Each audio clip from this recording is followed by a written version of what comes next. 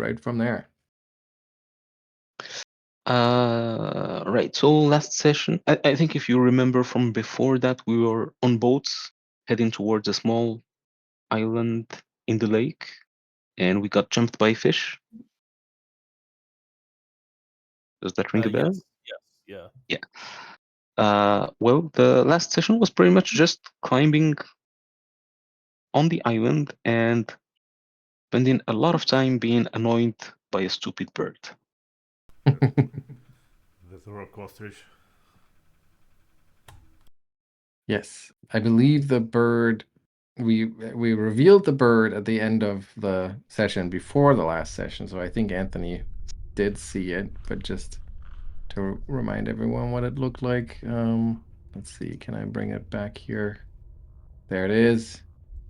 Beautiful flightless bird, flightless subterranean bird that has, as Bark was shared with the rest of the group, this bird is also known as the puppeteer bird, I believe, puppet master bird, because of its warbling song, which can cause nearby creatures to lash out violently and without control. And of course, Sandy had a really hard time resisting the cry of this bird and was causing a lot of damage within the party. Classic barbarian under mind control conundrum. Yep. But somehow you did manage finally when Souma remembered that she can actually countersong this ability. That helped a great deal. And you eventually managed to overcome this bird and explore the island a little bit more. And you did find in near the rocky shore here in the northern part, half submerged in water, you found another one of those strange looking glass lenses. This one somewhat orange in color, and you haven't yet figured out what powers it might hold. And if it wasn't for the fact that it gives you a strange feeling of, well, almost lassitude might be the right term for it. Whenever whoever holds it feels that feeling overcome them to a certain degree. And if it wasn't for that, you might think that it was just a regular lens, but something else must be hidden inside. All right.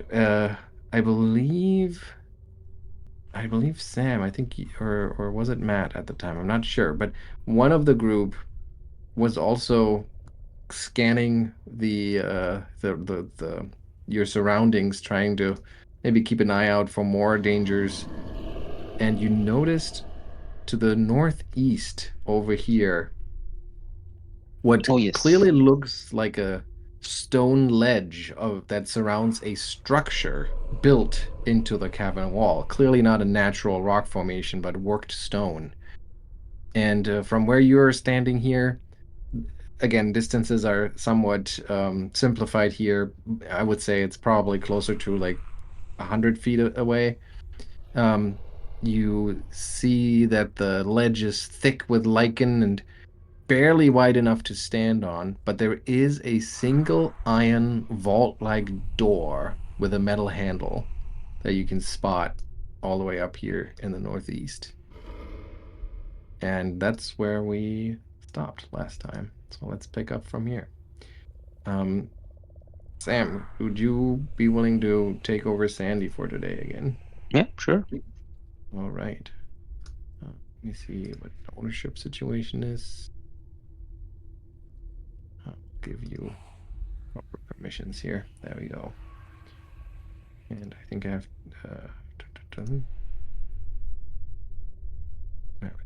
All right. Yeah. So there we are. What do you want to do next? And I believe Uh, Soma was agitating everyone to teleport back to town. But yeah, I think that's what we had settled on.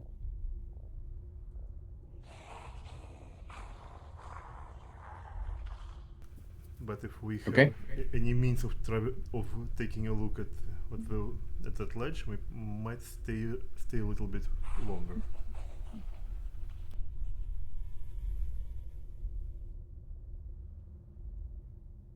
I still have at least one slot for the teleport, so we could take a look and teleport back then.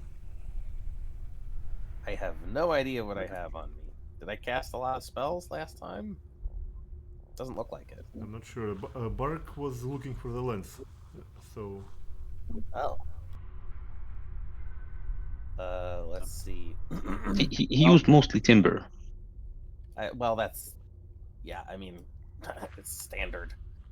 Let's see. Do you guys want to check out the ledge? I can heal everyone a little bit before we go.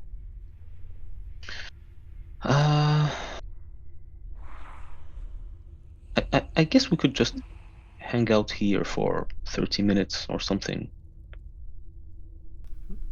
I suppose so. Or, you know, or we could leave. Well, I think unless we're teleporting, I think if we're moving somewhere, I'd rather we take the time to patch up. Well, that's what I meant. We could teleport out if you guys don't feel like it. I'm not. Look, I'm just getting my bearings. Okay, I was really focused on that lens, so it's up to you.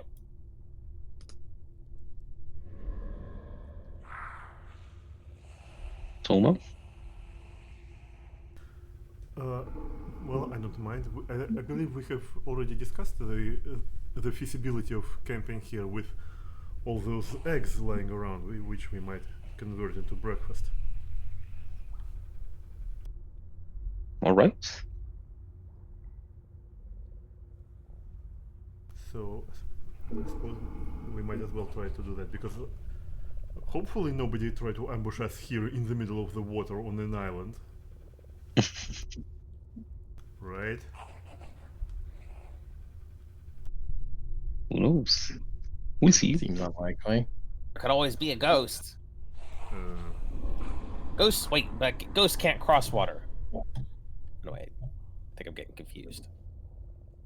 Can ghosts swim? Well, they can enter stone. I guess they can enter water.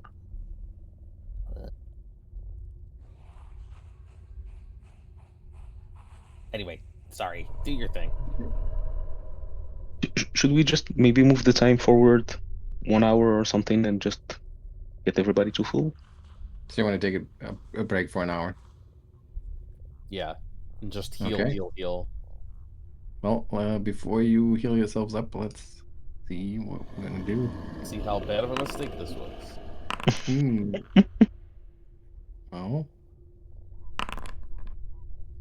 Is it okay that we see the results? well, I guess you can. It's not really that big of a problem because, since you have allied with the Drow and you have eradicated the Urdefan war camp, none of these events are still events. So, actually, yes, you can spend a whole hour, without anyone bothering you on this lonely little rocky island. Okay. So we just bump ourselves to full then. Yeah.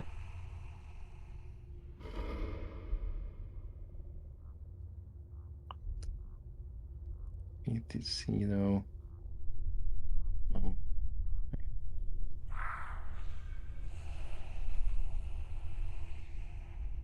Yes, and someone will insist on trying to cook a huge omelette in the Tensor's floating disk.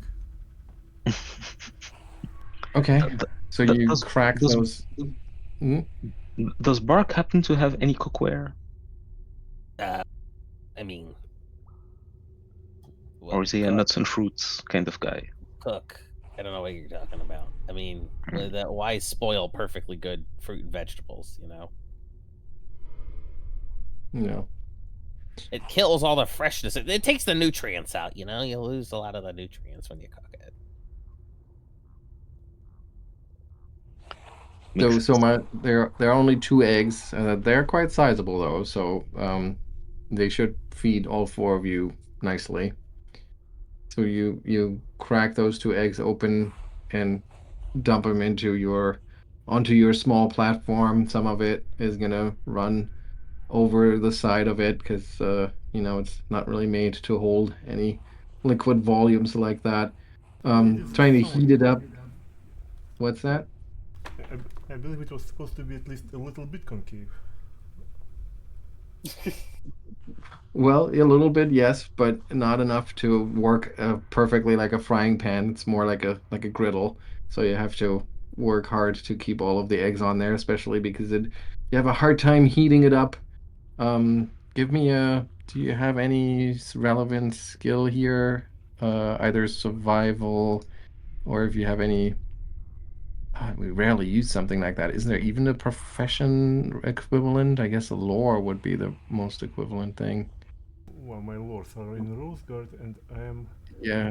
I'm a master in medicine, so which I'm not sure Yeah, if this. that's not really applicable here. Um, no, so I think survival comes closest here, so let's try that.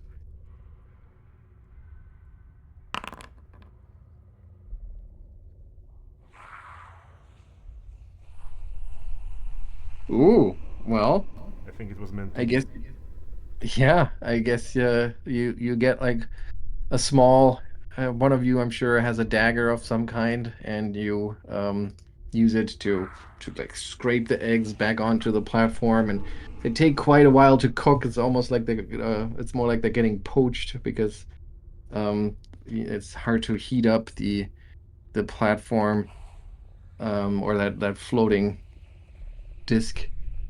But eventually, yes, you manage to get the egg to solidify and scrape a good sized portion to a corner of that platform, which everyone can use as a plate. So everybody's welcome to have some.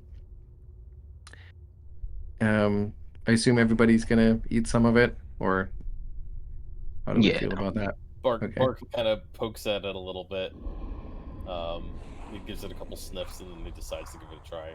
Says, this Yeah. is pretty good. Yeah. It's unseasoned, it's all protein basically, unseasoned, so Here, it's wait, it's not very I think I flavorful. got some. He's gonna like reach into his bag and pull out like a little sprinkle of herbs that he like little parsley that he puts on top. Nice. Yeah. So that'll make it a little nicer and a little fancier. You should have And told me you had that before I cracked them. yeah. And you enjoy the 2 eggs, um, unknowing that this would probably make the most expensive meal you've ever had. I was wondering That about they are worth 400 gold pieces. that. And Oh, well. unfortunately, nobody thought of, or maybe I don't know if Bark's roll wasn't high enough or something, but I can imagine that, like, I mean, I don't know if Bark would know or not, but if he did, I don't think he would care. I think he'd see Soma like go into town and like happily cooking and be like, yeah, okay, whatever, it's fine. Gold isn't a super big motivator for him, so yeah. And none of you know, so or at least Yep. Bark is not sharing that, so I don't think anybody would think twice about it. Just some eggs. It's just very very funny, but that's okay. there's a very rich creaminess to these eggs. I know. Mhm. Nice, it's Yeah. nice. That's the breakfast adventures are meant to have. So Yeah. All right. So an hour later, did you roll the?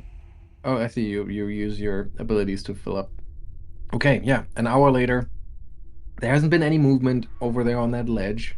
I'm sure you kind of like scan it every now and then. Similarly, over to the west on that shore, which is also covered in crystals that look very similar to the ones on this island, no movement.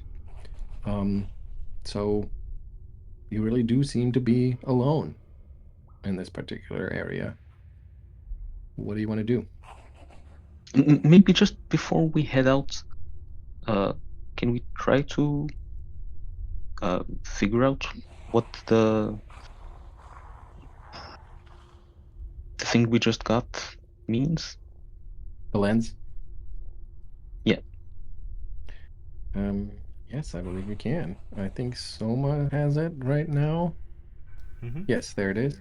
So let's take a look at those checks. Here we are. So you're welcome to try any of these.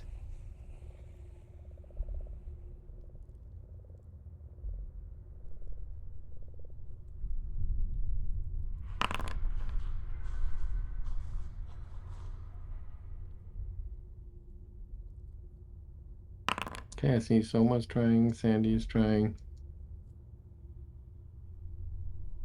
Do I just click one, right? Yes, if you want to give it a try. Was that roll from Sandy or from Ottardo? Came from Sandy. Did you mean Ottardo? Yeah. Yeah, I'll delete Sandy's roll. That's weird because I oh, I see. Yeah, it didn't come from the.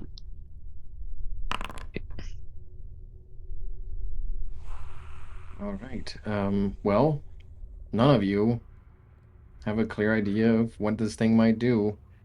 And Ottardo, you think that maybe the only way to find out is to invest in it, meaning, spend some time attuning yourselves to it, to the item, and maybe it'll share its abilities with you that way.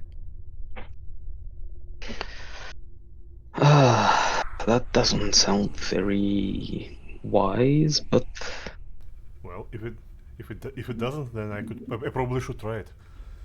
So,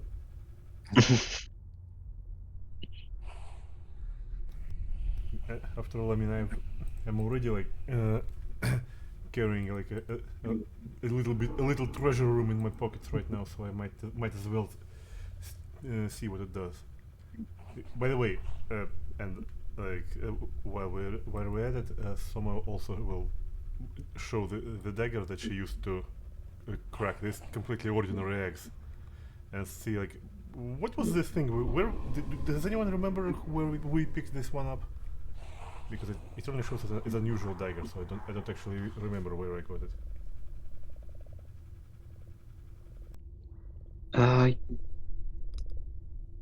that does not ring a bell.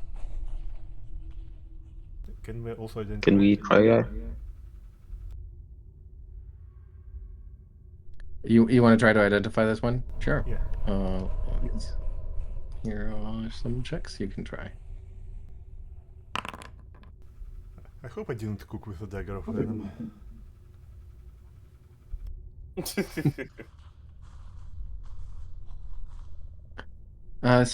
don't know. It's clearly some kind of magical dagger. Its abilities do not seem to be cooking related. And then Ottardo clears it up for you and explains the runes that you find on it, which make it a +2 striking dagger. Ooh, nice. I guess that's how it cracked those eggs so good. Yeah. And you said I've never seen a cooking related. perfectly. I've never seen a perfectly circular cut in an egg like that. Crazy.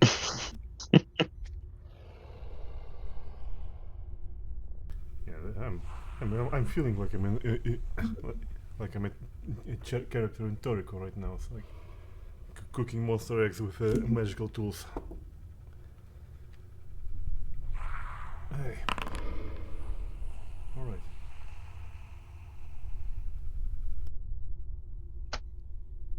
Well, if we are ready, I guess we can hop back on our boats and. Was it a single boat? I think it was a single boat, yeah. Yep, was a single boat. Got a little And crowded. crowded, yeah. Yep. And yeah, and try to make it across. To that ledge over there? Yeah. Okay. All right, so you all pile into the little boat, and Sandy grabs the oars and swiftly rows you across. And we can move right over here. You are not being disturbed by any of those giant fish, at least not right now. the lake is still unsettlingly dark and deep, and there might be many more of those creatures lurking in the darkness of its waters. But at least for now, you've bought yourself some peace and quiet with your last encounter, and you make it all the way over there undisturbed. The lake's waters lap lazily onto that wide stone ledge, which is pretty much at water level, so it's easy enough to step out onto it from the boat. The structure that you see here is built into the cavern wall. It kind of like juts out from it, and it seems like it's been built intentionally as a very like almost fortress-like secure vault or fortress of some kind. And if you step a few steps to the north, you can see that doorway there, which looks formidably solid, and it has a metal handle and a keyhole.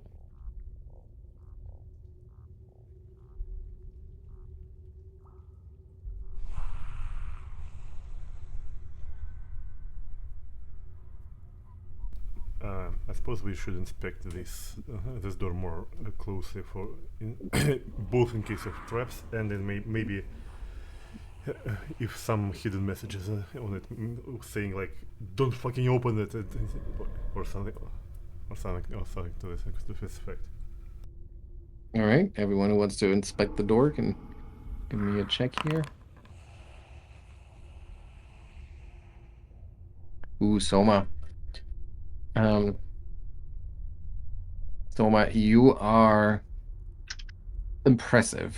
Maybe it's because you're so suspicious of it that you give it like a really good look and not just inspecting the door on the outside, but actually peering um into the keyhole, and you see a tiny little rune that's placed on the lock's tumbler. So it's almost impossible to notice, but you did. And that makes you very lucky. So yeah, it would be pretty hard to disarm, but maybe it would be possible since it's a rune, it's probably magic. Maybe it would be possible to counteract it or dispel it in some way. Or maybe just trigger it. Yeah, I mean, but interesting. By the way,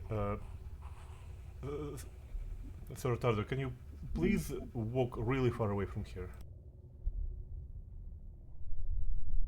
And yeah, you also. So, Park, you wanna come over too? Yeah, give me 1 second. Sorry, hang on. I mean, Looking Soma something now up. has like a massive assortment of keys that she has no memory of what they're for.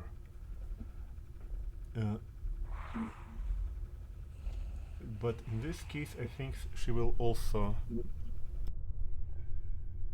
step back.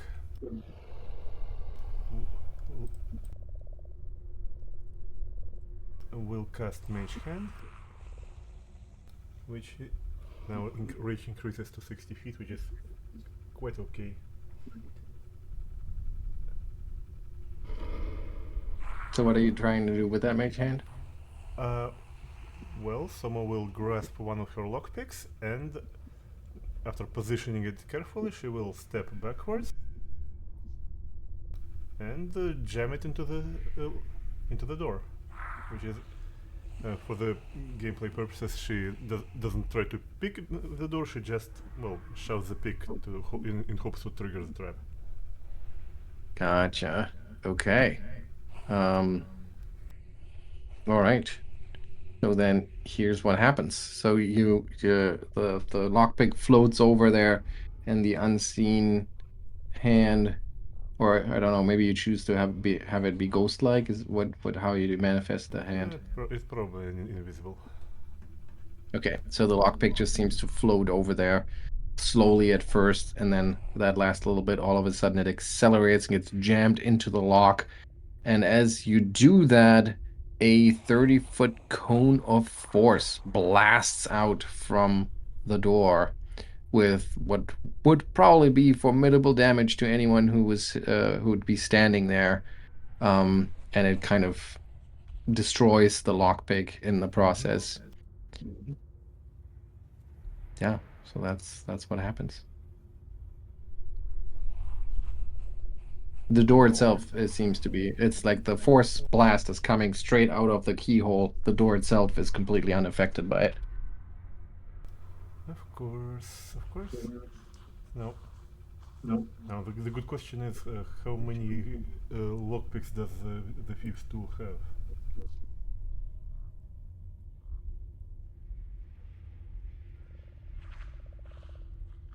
Yeah. Because I mean, I'm starting to wonder if can I use another one to check if if the trap reloaded, and another one to try and open it, but it might be a bit of wishful thinking.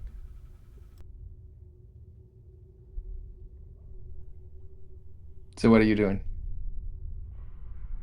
Well, we need to check, so we'll have to pick something else and try to shove it into the keyhole again.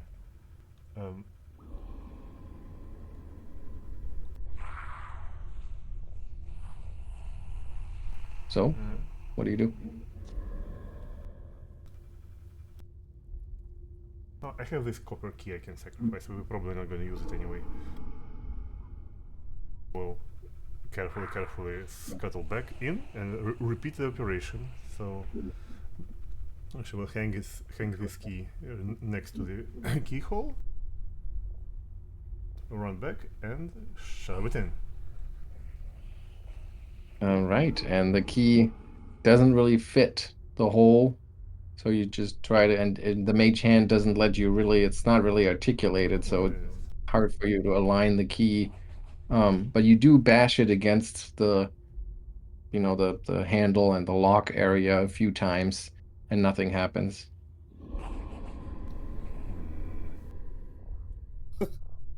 I'm just imagining like when you're trying to position objects in I don't know, Skyrim or something, and it's just smacking against it. Okay. Shall we try now? Well, I suppose so. So Simon, can I attempt to pick the lock now? With what remains of my fuse tools? It was just a single lockpick, and I think that the kit includes a bunch of them, so let's assume it's still functional, yes. Okay, so like you guys like stand back again just in case of okay, so and let's try it. So is there a prompt What are you trying to do? to pick Pick the lock. Okay. Hmm. By the way, I don't know who this guy is. This key probably doesn't fit either, right? No, okay, so you try to pick the lock. All right. I don't know how to do that. I'm gonna give you a perception check here, and we'll see what you do with that. Okay, that's fair then. Yeah, you with slightly trembling hands, you insert a lockpick and try to manipulate the tumbler in there, and as soon as you do it, another blast of force comes shooting out of the lock, engulfing you entirely and doing 60 points of damage to you. Oof.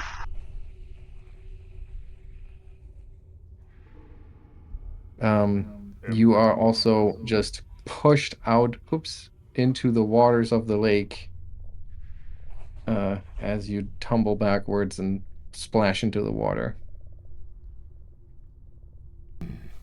should have used another lockpick. You okay? That sounded terrible. It felt terrible. Yeah, she's I dying. suppose She's nothing dying. stops Souma from just swimming back in. Thankfully. Ow. Yep, you pull yourself up onto that ledge again. Yep. Just dripping lake water.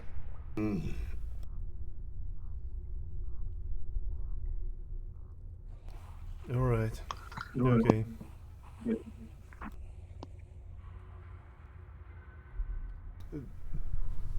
Do you guys have any long thin objects to probe the lock again for the third time, just in case if it has a limit to how many blasts it Oh. can make?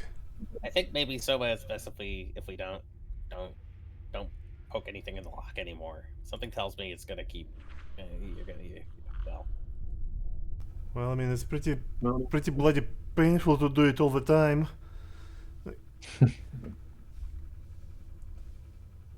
I mean, you know, if you think it's worth it, go for it. But you want a stick? Stick. Give him a stick. Yeah, let's have a stick. Stick will break off one of its a little twig off of it and hand it to him. It was dead anyway. Oh. It's fine. Mm-hmm. Let's while Shedding. while that is happening, Ottardo is going to just take a look at the walls on this side. See if there's any maybe second entrance. Any second entrance or anything like that? No, you don't see any of that. What's on top of it? Does it have like a roof? Does it go all the way up to the cave ceiling? It just kind of it does have a flat roof, but only half of it really seems to stick out. The rest kind of like blends in with the cavern wall. Okay.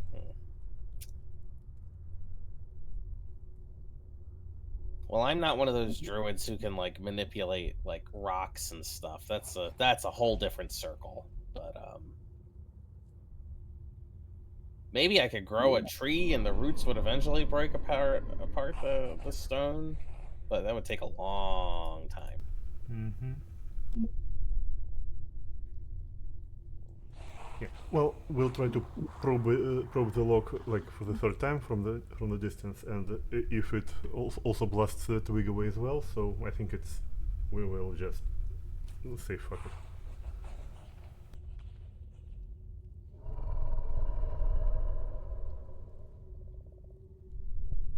So you try once again with the mage hand.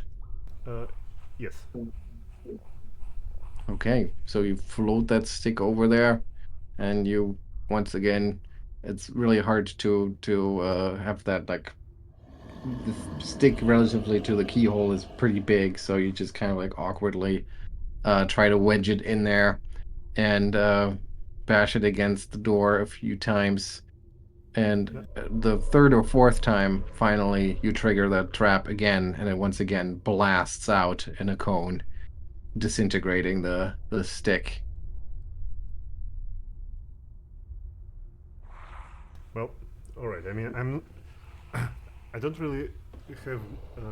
Well, by the way, maybe I do. Like, can I just make a knowledge check to see if I can like disarm this rune with some magical know-how? Before I give up. You could try to disarm it. You haven't tried that yet. Well. I mean, I will say, because you did identify, or you did spot it, so you would think that, like I've said, when you spotted it, it was probably pretty difficult to disarm the rune and kind of scrape it off the tumbler in a very careful way. Yes. But possible. Well, before that, Souma will reinforce her hands with bandages so her flesh won't be torn away again. So I will treat my wounds first. Okay. I just want to say, I think as this blast keeps coming out, Birke is getting more and more concerned about attracting attention. So he's definitely keeping his eyes like on the water, on the areas around here, trying to see if Mhm. anything might have noticed their activity. All right. I'll keep that in mind. Just before Soma continues, Ottardo will also help her with her healing a little. There we go. Right, that puts me back in. And yes, let's try to disarm it then now. Mm-hmm.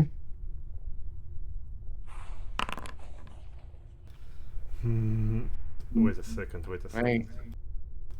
It's 12. Is it is it worth to try and re-roll it yet or not? Yes, let's try to re-roll it. Okay. Yeah, it was worth it. Ooh. Nice. All right. So I guess as you like fiddle with your thieves' tools in there with the lockpick, and you carefully try to scrape off the rune, maybe you like slip a little bit and you scrape most of it in one go, and you like hold your breath ready for that blast to come shooting out. But as it happens, that was exactly the thing to do. It's like basically rip off the band-aid, get it off in one bold move, and nothing happens. And you're pretty sure it's disarmed. And someone like, like you notice how like her hands like tremble a bit, barely, ever so slightly, as they say. Like she sits a little bit next to the door, like exhaling, like cold beads of sweat run down her forehead. Like okay. Yeah, I think it's cool now. Let's try that one again. Shame you couldn't just retrieve the whole thing. We could have used it in battle. Well, I mean, Yeah, maybe can you redo it? well, next time we probably should take off the whole door, as they That's a did good idea. in times of yore.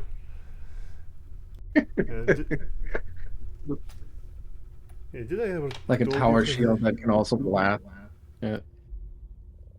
There's video game characters that are like that. Well, All right. Good work, Soma. I mean, next time think about maybe recycling. It's important for the environment, but Well, I mean, back in the day, adventurers used to loot doors from the dungeons, but then they began being made out of magically treated wood that is almost as hard as adamantium, you know? yeah, I get it. Well, yeah. Good work.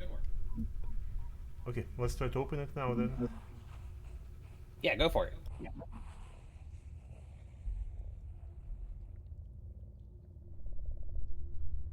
Go for it. The prompt is somewhere up there, right? No, you notice that it's not locked. Oh. Okay.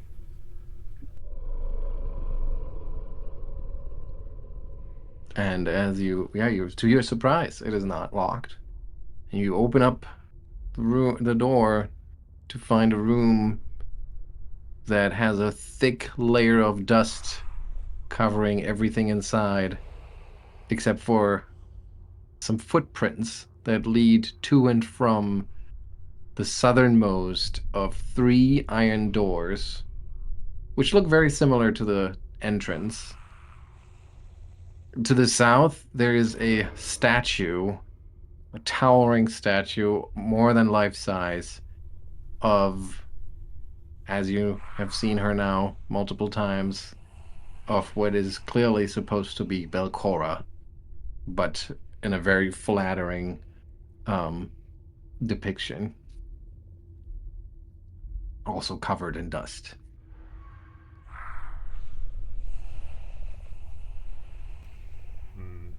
Is anyone else paranoid? Well, I guess not so Ottardo. Not Ottardo, nope. Ottardo, you stride in carefully, looking around. You're leaving more footsteps in the dust. And as you start moving into the chamber, the statue to the south makes some grinding noises as it starts to animate and clearly gets ready to defend this place Wait, against intruders. that's a more flattering version of her? That if I guess so. The face maybe less so. I guess when the statue activates, it does change a little bit in appearance. All right, the trap does not need its own initiative in here, so let's remove that. Okay, and then we can begin the encounter and roll for everyone. Okay. Where are we on the initiative? All right, so the statue actually gets to move first. Okay. Oh, why is it so loud here? Sorry. Okay. All right, the statue animates and takes its first steps towards you here. Let's see how fast it has to go.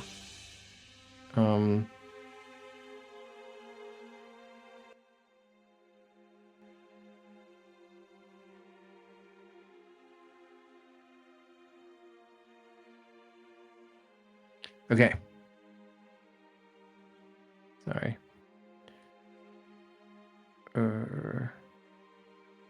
Okay, yes, it takes a step forward. Boom, boom. And then with a wide swing, it tries to slam its fist into Sandy's face. It takes a -1 penalty on this. So it's still a critical miss. And then with its third action, it tries once again to punch Sandy. That's a regular miss.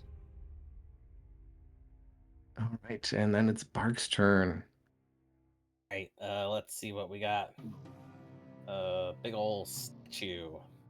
I'm gonna make a knowledge check first. Yes. You can do the macro thing. Yep. Recall knowledge.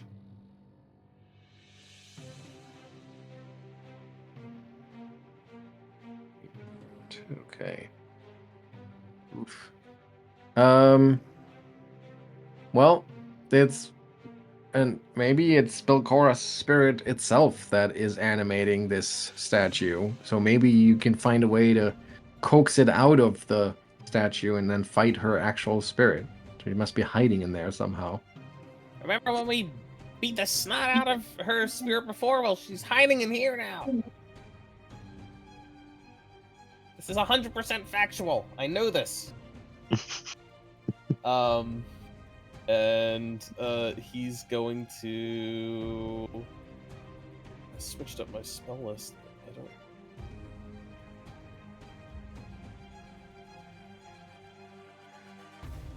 Would this work on this creature? It just says target one creature.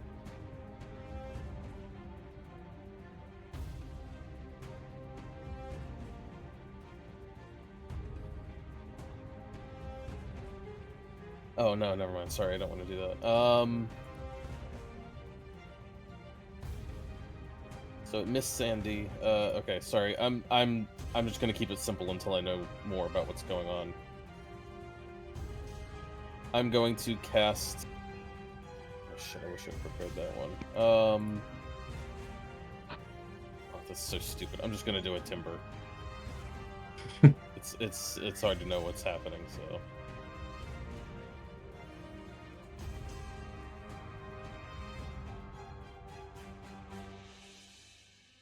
You know, Okay, here we go. it's pretty straightforward. Ooh, it fails. All right. It's gonna be 20 points of bludgeoning damage. Okay, let me see. I feel like that was a pretty good. That was a pretty good roll. 4 4s.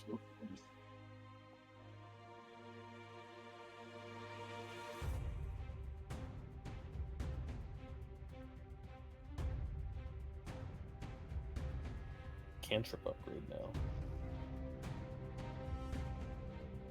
I'm a little confused by this, but I'm just gonna say that it works.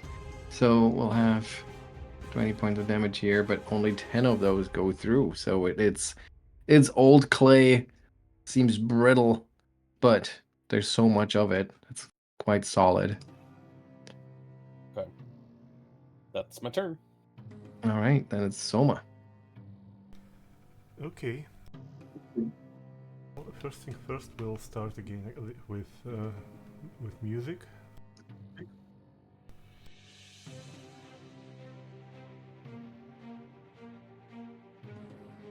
As you rally your allies. Yep. Okay. And let's try to also throw something at Belcora. Although in this case, someone will pull out an arrow and use telekinetic projectile to make a piercing attack.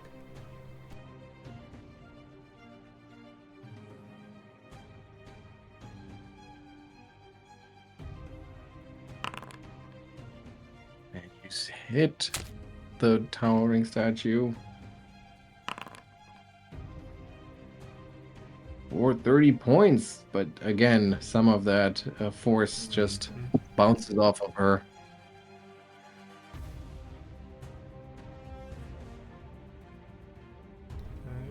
And that's your turn, Ottardo. Okay, Ottardo is going to remind everyone that we've done this before. So we can do it again. And then he is going to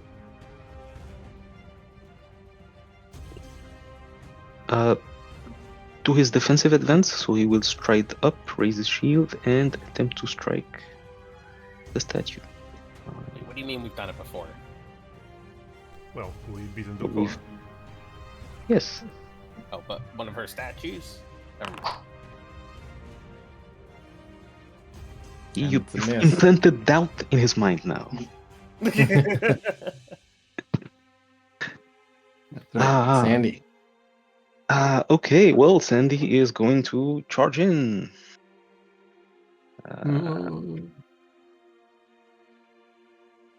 Sandy, why do you still have a different picture in your initiative track? Wow. Dang.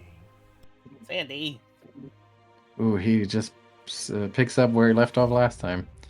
All right, the golem, or statue, or whatever we want to call it, is starting to kind of accelerate in its movement. As it came to life, it was kind of slow and the old clay creaking and cracking, but now it is starting to move at a horrifying speed. It's not good. So, as you notice that, it then continues to just almost go berserk as it slams or tries to slam Sandy twice, giving 25 points of damage. Ottardo is going to use his reaction here Okay. and miss. Okay, and Sandy will take 12 points of damage. All right, but as he gets hit by the statue, he needs to do this fortitude save.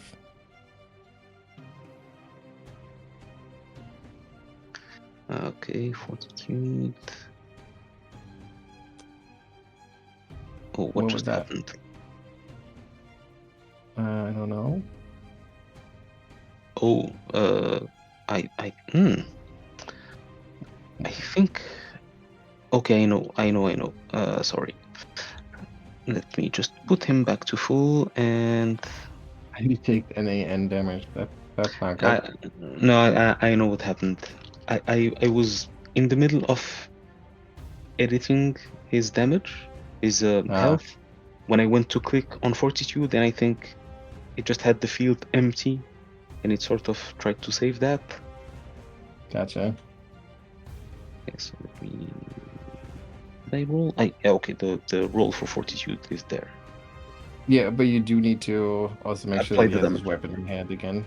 Oh, right, yes. So I can do Okay, this. so you succeed at that roll. All right.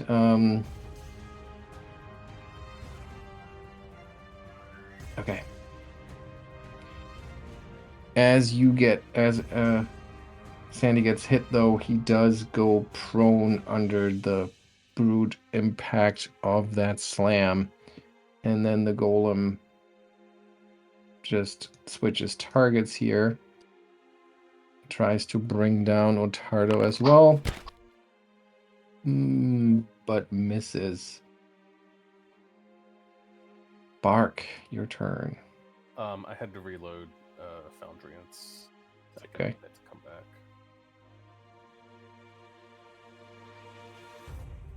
Okay, here we go.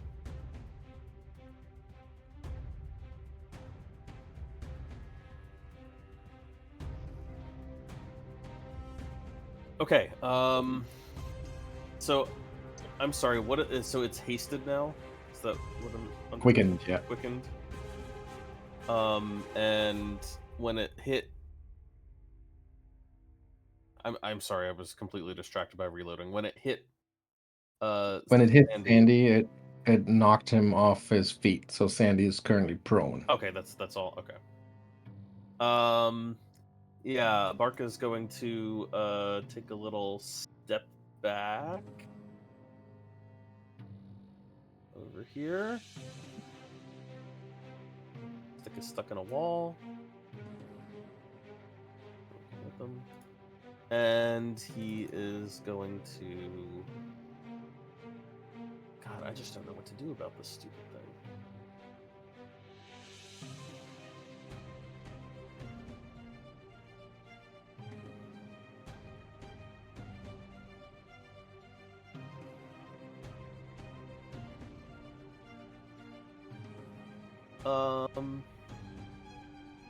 I'm going to. What does this do? I think this is.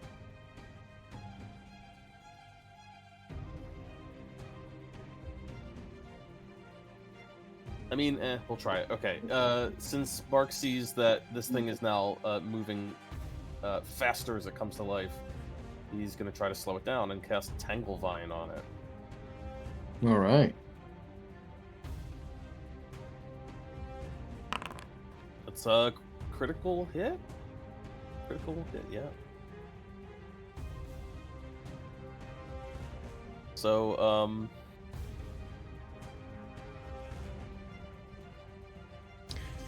Target takes the immobilized condition, takes a 10-foot circumstance penalty to speed. Target gains immobilized condition. Whoa, and takes medicine. Yep. Can attempt to escape. Okay.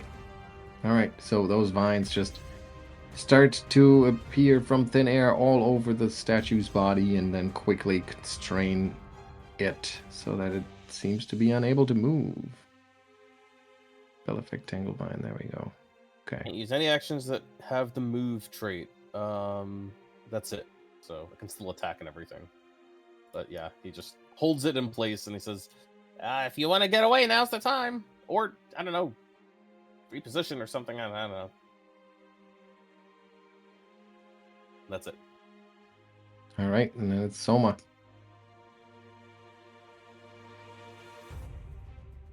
Well, at this point, it's up to Ottardo and Randy to take Bark's suggestion or not. So she will just continue doing what she was doing.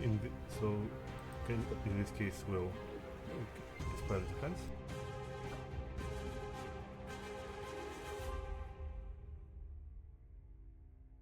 And even though it's not particularly effective, but I will continue doing telekinetic projectile. This time with just a piece of rock. Bludgeoning. Okay. You hurl a piece of rock at her, and it strikes her for 30 points of damage. All right, nice. Rock shatters, but it does take a good chunk of clay out of the statue as it does. Ottardo. Ottardo is going to attempt to topple the statue. Okay. Sweep the legs. And you succeed in knocking it prone. Boom. And it can't stand up because it's immobilized.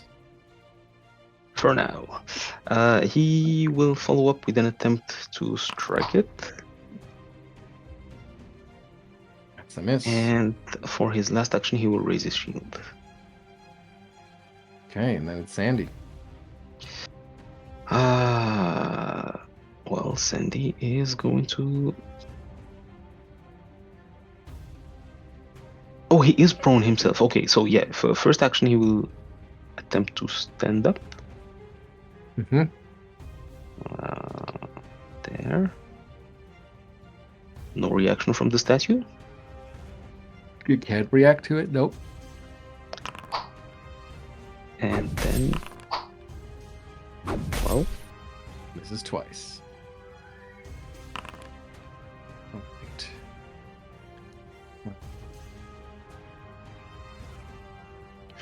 Then it's the statue's turn. Continuing to be eerily silent, even though its mouth occasionally opens, but it's all just appearances, it looks like. It tries to escape the Tanglevine. Well, let's see. Is there an easy macro here?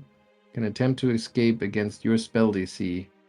Okay, so I'll just have it roll and what's its best roll? Athletics. And you have to tell me if that's enough. 35 against your spell DC. Pretty sure that beats it. My spell DC is almost certainly lower. All right, so it manages to Yeah, it's 30. break.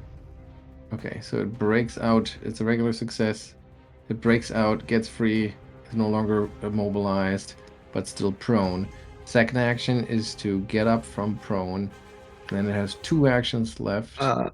hold on. I Yep. think I need to double check. Yes, Sandy does have reactive strike, so he is going to take the opportunity All right. to smack the statue. And he does slam his maul into the clay of the golem, taking a good chunk out. But immediately the statue responds with a slam of its own, missing him once, striking him the second time around, doing 22 points of damage and a fortitude save. Okay, fortitude save. And Ottardo is going to take the opportunity to use his own reaction here. Mm-hmm. Ooh, critical hit from Ottardo against the statue. 38 point. Solid hit. Nonetheless, Sandy gets once again knocked off his feet by the sheer force behind that golem's swing. Alright, the next thing that happens is that this door over here opens up and a creature starts striding into the room that makes your blood freeze as your eyes fall upon it. It's at first you think it's a knight in full armor, but then you notice as it turns its face towards you that it's almost a skeletal head with very little mummified flesh still strung taut about across its bones, bluish, unnatural fire in its eyes, and with grim determination, it strides out of the room adjacent here. Okay, we can see. And joins the fight. So it walks right into the room right over here. Just before that, could you do the saves Yep. for the statue against falling prone? And I think Oh, I it didn't was see those. frightened. Sorry. Yes. I don't like this. Oh my goodness. Definitely goes prone. And it is frightened 1 if it can be. I'm not sure about that actually. That's a mental effect of frightened, I would think.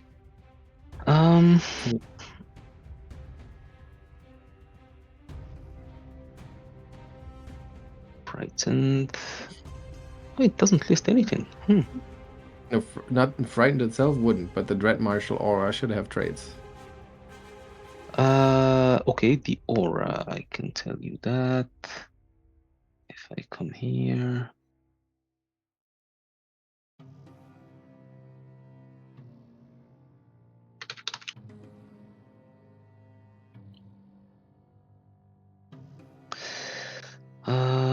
The aura itself is only stance.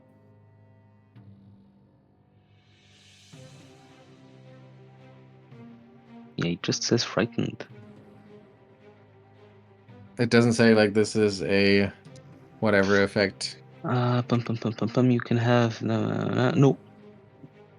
Okay, well, that's okay. It'll only be for a round anyway.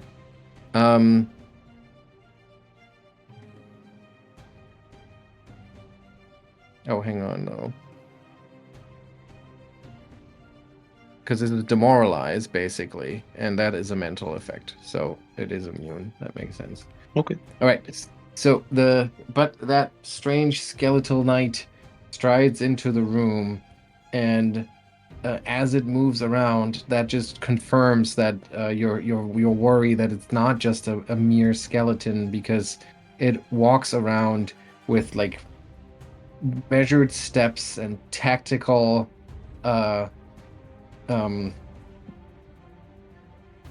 prowess as it overlooks the battle here, and it moves straight into a position to be able to flank, and then brings down its massive greatsword, striking the almost defenseless Sandy for 58 points of damage as he brings it down. And that's its turn. Sandy have Bark. anything here? Well, this is what? Okay, he's injured now. All right. I was like, is he barely injured still? Yeah. Okay. Let's get something going here.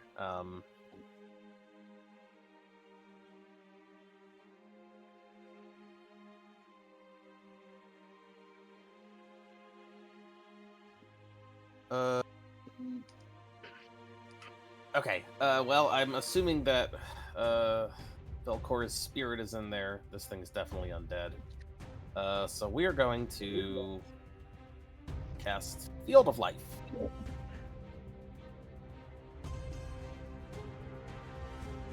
Okay, as you try to cast that spell, the head of that strange knight like jerks over to make eye contact with you, and you can see it's like the remaining the remains of the muscles on its jaw start to tighten up as it starts to mumble something, and it actually tries to counteract your spell with a 30. Which, as always, I don't know what that means, but I'm assuming it does it. It No, does wait. seem pretty high. What's the rank? It's a spell 6, so 28 is the DC, I believe. First thing is the DC. I would guess that would be your spell DC. Isn't it the rank? On the rank of the spell, yeah. At least it was whenever I was trying to dispel things with Lucca. I mean, my own spell DC is 30, so it probably matches it. When attempting a counteract check, add the relevant skill modifier. If you're counteracting an affliction, if it's a spell, use the caster's DC. Oh, okay. Okay. Well, it's 30, so I guess he. That still makes it. Just has to meet the DC. So it counteracts your spell, which means that a success.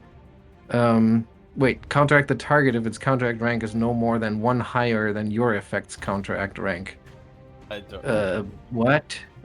Okay, so What? the counteract rank of the creature would be the rank of the ability it used, and if it doesn't, like if it was a spell, it would be the rank of the spell, and if it There is no spell.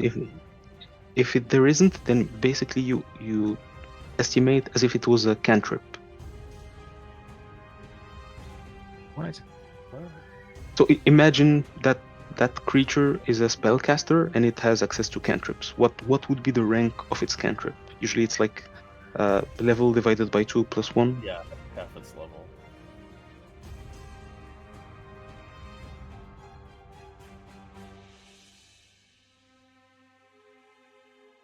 If an effect's level is unclear, it came from a creature, half and round up the creature's level. Yeah. Okay. Yeah, half its So level. that's okay. So that would be 6.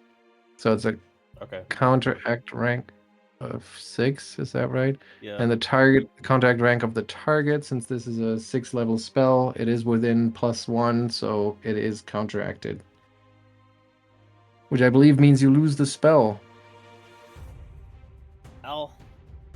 Shit. And do I lose my actions too, I assume? I believe so. Okay. Bark is gonna walk away. So it's messed up in there. I'm going over here. Come on, Stick.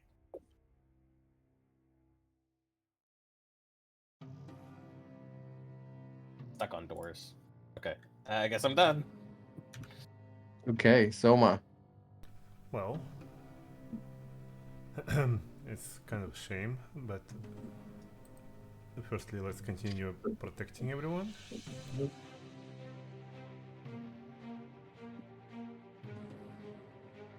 Wait, did I? Oh no, did I play twice to Sandy? I'll take care of it. Yeah, and I suppose if Bark can do it, let's Soma try to just whack this guy with Vitality Lash.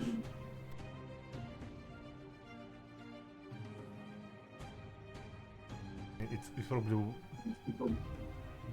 And as you cast that spell, it once again, now it shoots it around to stare at you, mumbling arcane words under its breath, counteracting your spell as well. Damn, it can do it several times? It is not even an action. That bastard. Well, 33 will also count it, of course.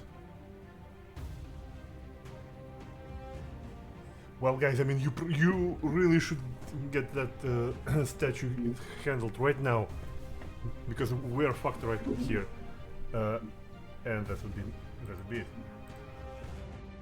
Okay, Ottardo. Sage Okay. advice. Yeah, Ottardo is going to focus on the statue. Let's see. Miss. And he raises his shield. Okay. Here comes Sandy. Well, Sandy Sorry. doesn't like. Okay. Sorry. There we go. Sandy doesn't like the new guy.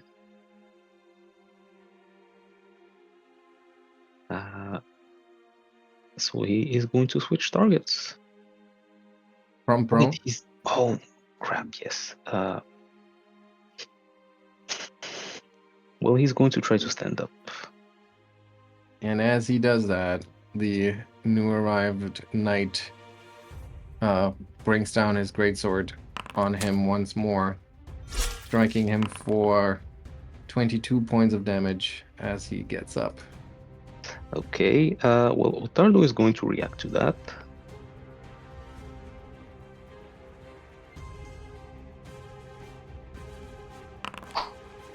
And miss the knight, but Miss he the would knight. still give some resistance to Sandy.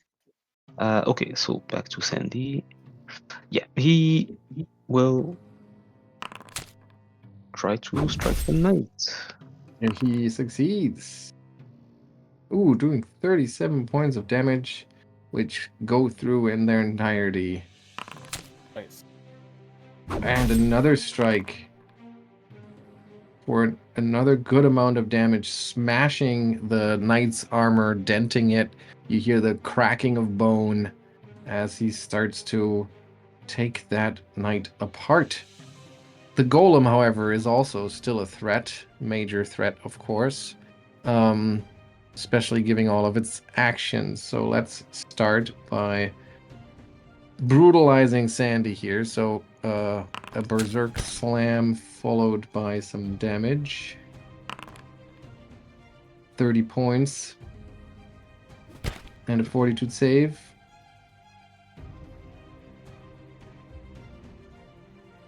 Which he fails. Oh, that's bad.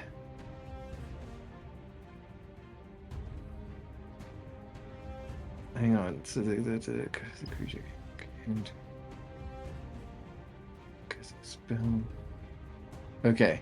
I honestly don't really know how to describe it, but the bruises that Sandy is getting from these slam attacks, so far they look like regular bruises. They look painful, but the ones that this last attack gave him, they look almost necrotic. They're like dark black, and they look bad. And it also knocks him off his feet. So that was the... What was that? Second attack? No, first attack still. Did I miscount? No, first attack still. Second attack swings over to Ottardo, hitting him for 24 and a fortitude save.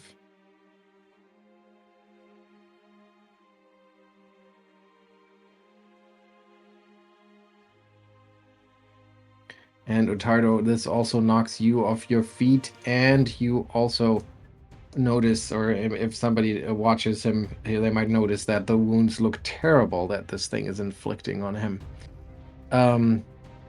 More actions here, so it'll continue to slam first Sandy, but miss, and then Ottardo with the other arm gets slammed as well, but misses again. Okay, so far so good. Now it's the knight's turn, and what is it going to do? I think what it's going to do is it'll... Let me see how I can place this.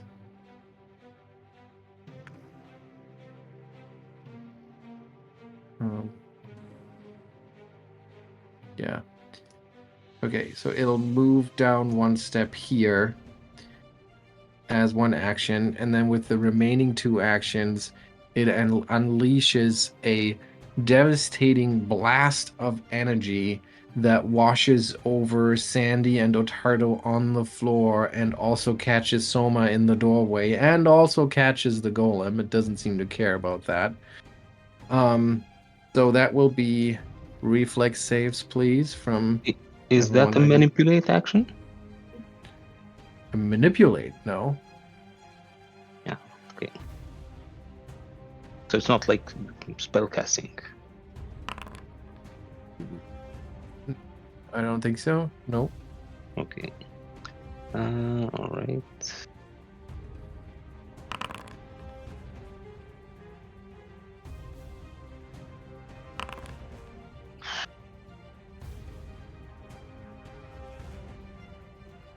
Alright, Sandy fails. Souma fails, Ottardo fails. You all fail, so that is the regular damage that you're taking here. Let me figure something out. Okay.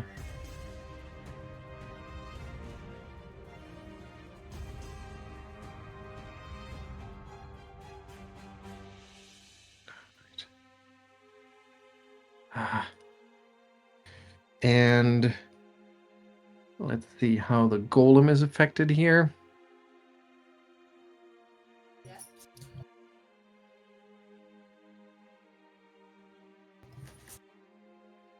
Okay. The golem does seem to be affected differently than you have. And it does not seem to take the full damage, but it does take some. And that was their turn. Bark. Uh, mm, um,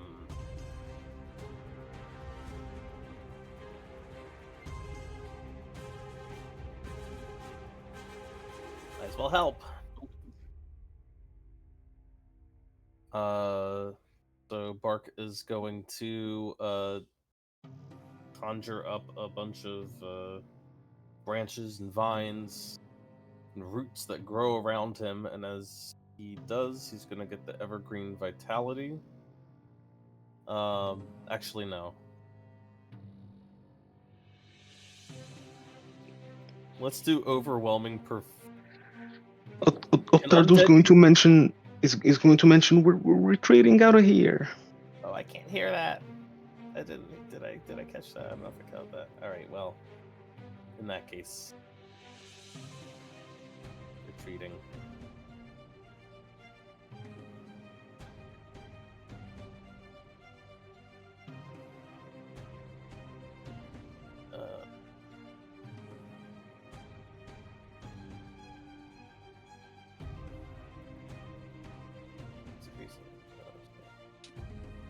Damn, I can't. God, anything I do is going to be in that thing's line of sight. I'm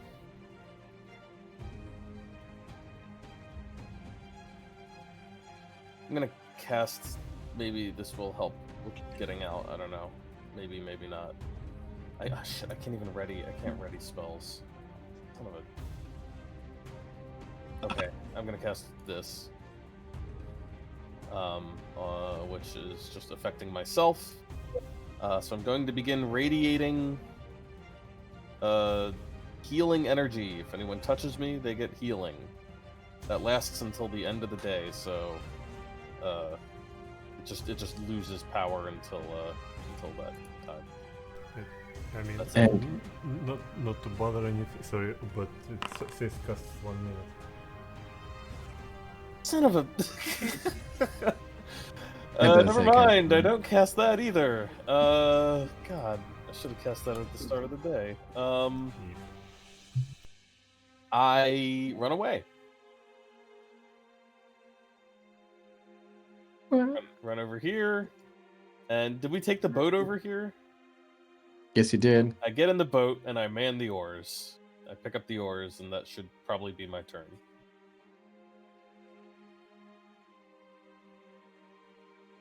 Okay. Soma.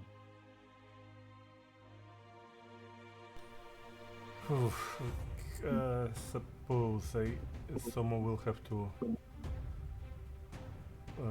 cover the exit, so she will keep up the cantrip.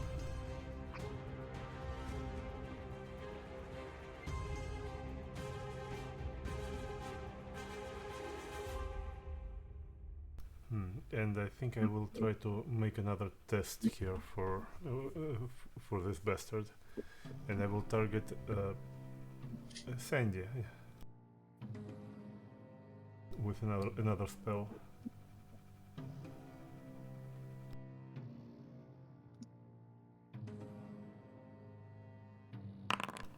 Which is it's a second level Sooth, but let's see if it happens. And you do not get counteracted on this one. Interesting. So Sandy gets that.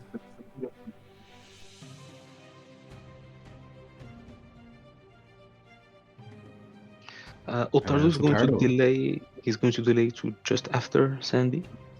Okay. Let's put you on delay, and then it's Sandy. So Sandy is going to he's going to try to stand up from prone. And as he does so, he is targeted by the skeletal knight, who swings his greatsword at him, critically hitting him for 58 Oh, boy. points of damage. And Uh, on top of that, making Sandy off guard. Okay, well, so Ottardo is going to use his reaction, so let's first apply Right. that and then add the resistance from Ottardo. Wow. Okay, now Ottardo uses his reaction against the knight.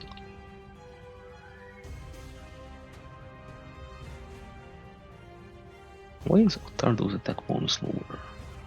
Oh, Ottardo is prone. Okay, well, he's gonna do that anyway. Somehow he still manages to sneak in a hit here. Yep. Doing 18 points of damage,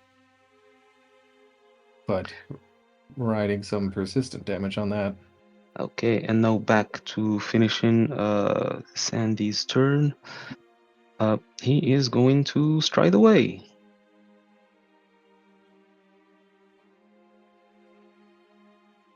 All right, he runs.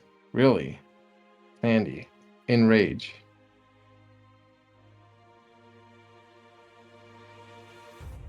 Hmm. Well, he's waiting by the door.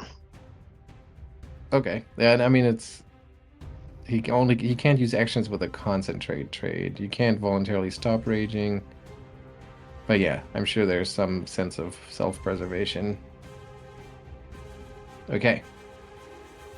And then it's Alright. Ottardo's turn. Okay, Ottardo is going to try to stand up.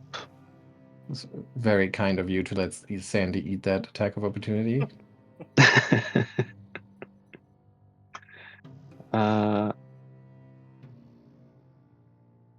Right. Well, he is going to try to strike the knight. The knight, okay. And then he is going to make his way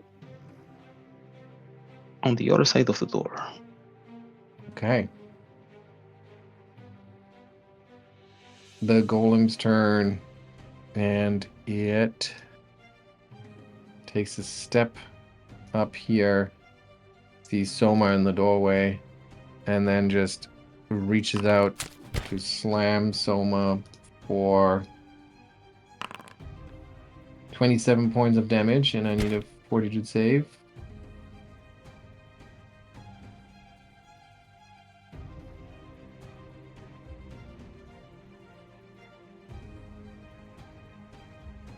There it is. All right, nice. You save. But there's another attack coming your way, which hits you for 38 points of damage and another fortitude save. Wow. One second.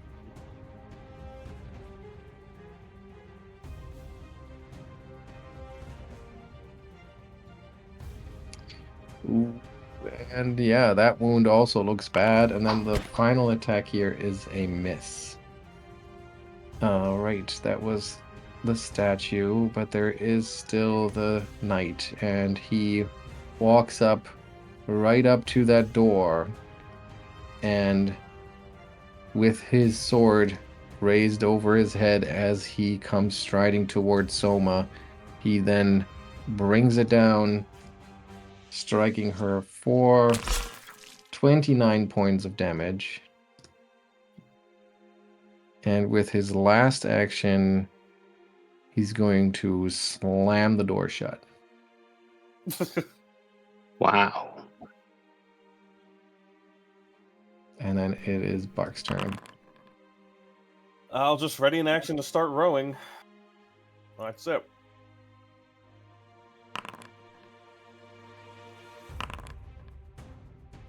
Okay, Souma.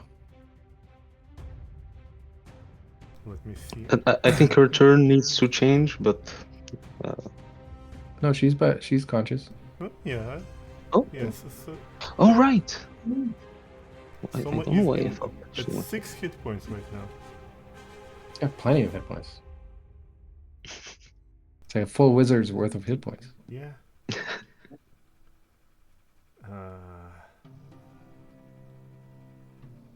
Well, okay. I was looking if my inventory has anything worth sacrificing to jam the door closed, but I don't actually have anything. So Souma will just like look at Ottardo, look at Sandy, nod to them, and just get in the boat. Jump over and into the boat. All right. Sandy. Yeah, I guess what two people near that. Yeah, I guess you will just start furiously rowing or prepare to. All right. I guess he yanks the oars out of Bark's hands. And Ottardo. Follows the group. Okay. So you all run off, and as Sandy furiously starts rowing, you all look back over your shoulders towards that ledge, expecting that horrifying skeletal knight to come out and after you. But fortunately, none of that happens.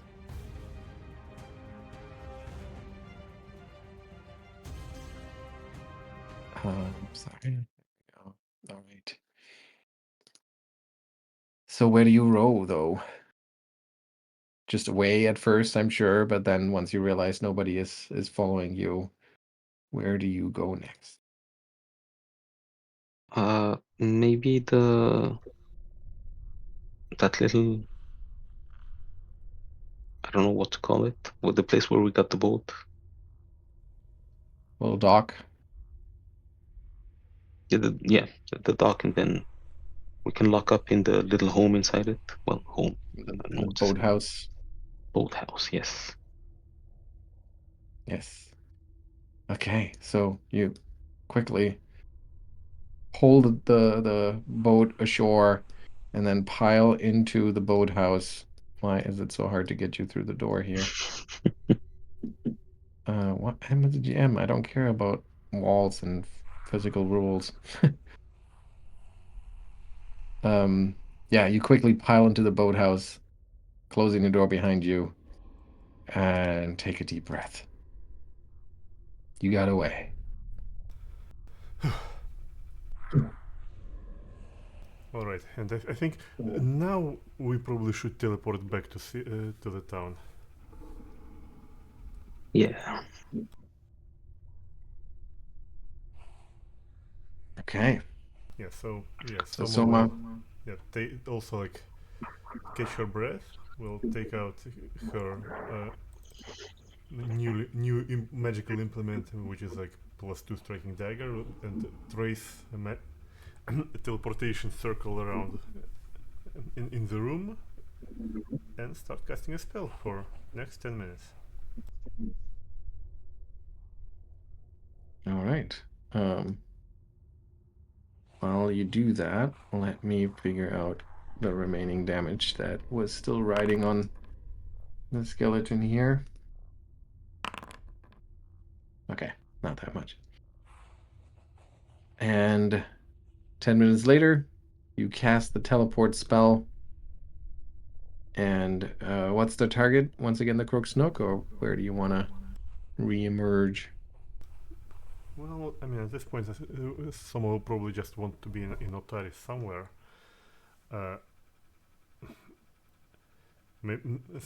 Most likely in the Druid's Grove. I feel it's kind of the kind of a place to teleport into. All right. As always, your teleport is not pinpoint accurate. You emerge somewhere over here at the edge of the fog of the woods around Otari. But you see the stone ring pond up ahead in the distance, and you see Pharasma's walk nearby.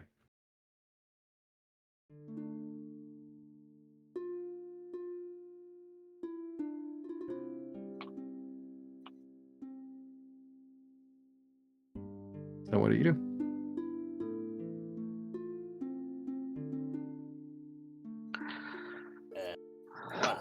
What was that thing?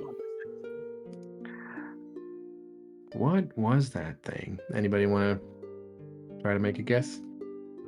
Apparently, I'm asking myself rhetorically. Yeah. No, I mean, you definitely don't know. Ottardo, you would also think like some kind of skeleton, maybe, but you've never seen a skeleton fight like this. And Souma, you're making me look this up.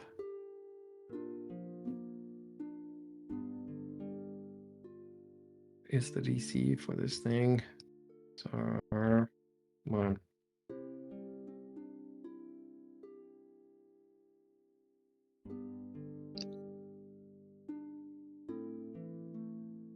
No, Soma, you are also at a loss. You've heard of powerful skeleton champions and other more proficient warriors, but this thing seems different, very different. And its whole presence, the way that it seemed almost impossible to cast certain spells around it because it would just, immediately snuff their magic. You've never seen anything like it. But at least there were some very specific things about it that should make it somewhat easier to do research on it, if you're so inclined. Soma, I was fleeing in a panic at the time, but did you say you were able to cast a spell without it trying to counter it, or without it being, negated?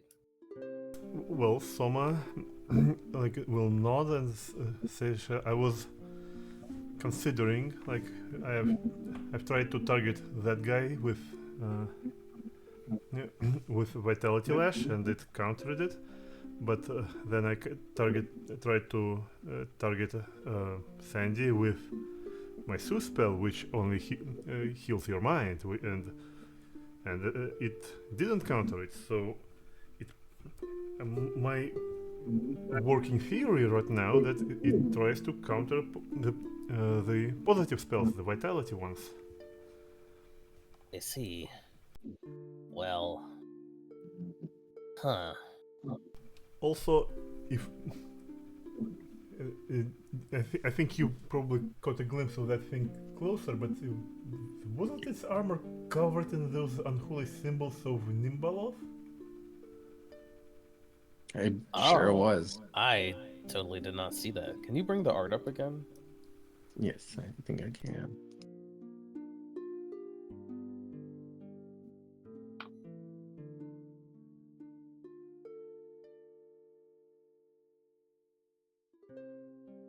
Here we go. Here we go. Here we go. Wow, you're right. Wow. I missed that the first time. Yeah. Wow, Lucca would be having a field day if he were here. Not that I would know, I never met the guy.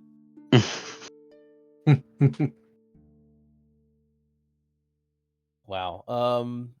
Maybe Nimbaloth. So it wasn't just your average raised slave or minion or whatever. Maybe this was like some personal acquaintance of Belcora, a commander, general of her would be Maybe.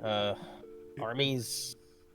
At which prompt, Soma will try to make her Rosegard check SML lore, to see if such creature covered by the legends of the Rosegard.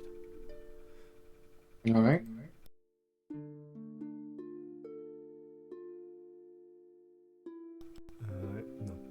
Not actions, proficiencies.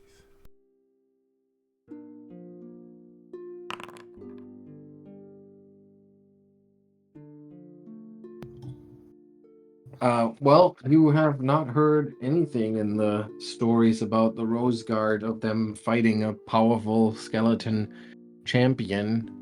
But Belcora certainly had many living minions at the time. So that's a good theory that this is now the undead incarnation of somebody who in their life served Belcora in a trusted position. But you have no name or nothing to attach this to. It's just plausible. All right. And what about that statue? Did anyone recognize it? I mean, it's clearly Belcora, and I told you it's animated by her spirit, so she's hiding in there while her, I don't know, ghostly energies are recuperating. Yes, but how do we destroy it? Oh well, didn't you destroy it? I wasn't in the room. I didn't see.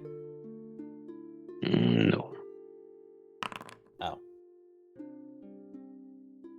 hit it. Yeah.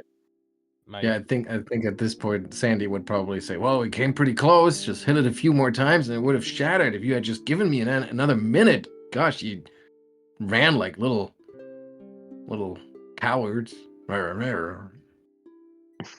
yeah, or to you too.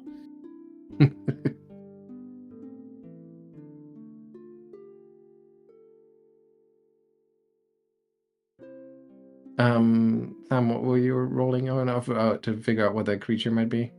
The statue. The statue. I mean, definitely was made to look like Belcora, and Bark's theory about her spirit inhabiting this statue is creative, but you would think that Belcora hasn't ever, whenever you encountered her, she used the opportunity to taunt and insult you and try to scare you away. So it's kind of odd that she wouldn't, that this thing was just silently almost, it reminded you more of an automaton or a golem or something like that.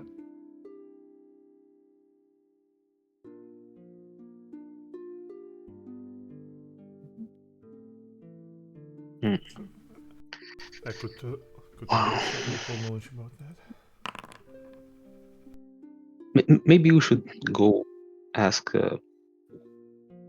Vandy to peruse the library. Maybe. Yeah, I mean, some of you're listening to their conversation, but you don't really have anything to add to it.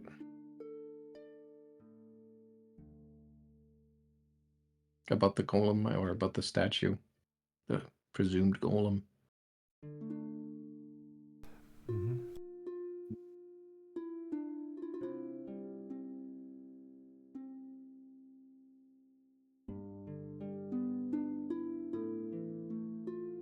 Sure. Yeah, you want to go talk to an egghead about it? I'm sure they got lots to say. How much of it's true? Well, Look, it's all not I'm like saying we is have. Yeah. books lie just as easily as people. That's all I'm saying.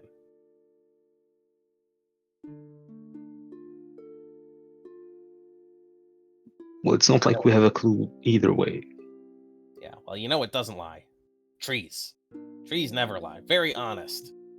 But I didn't see any trees down there, so I'm not sure we could ask anyone.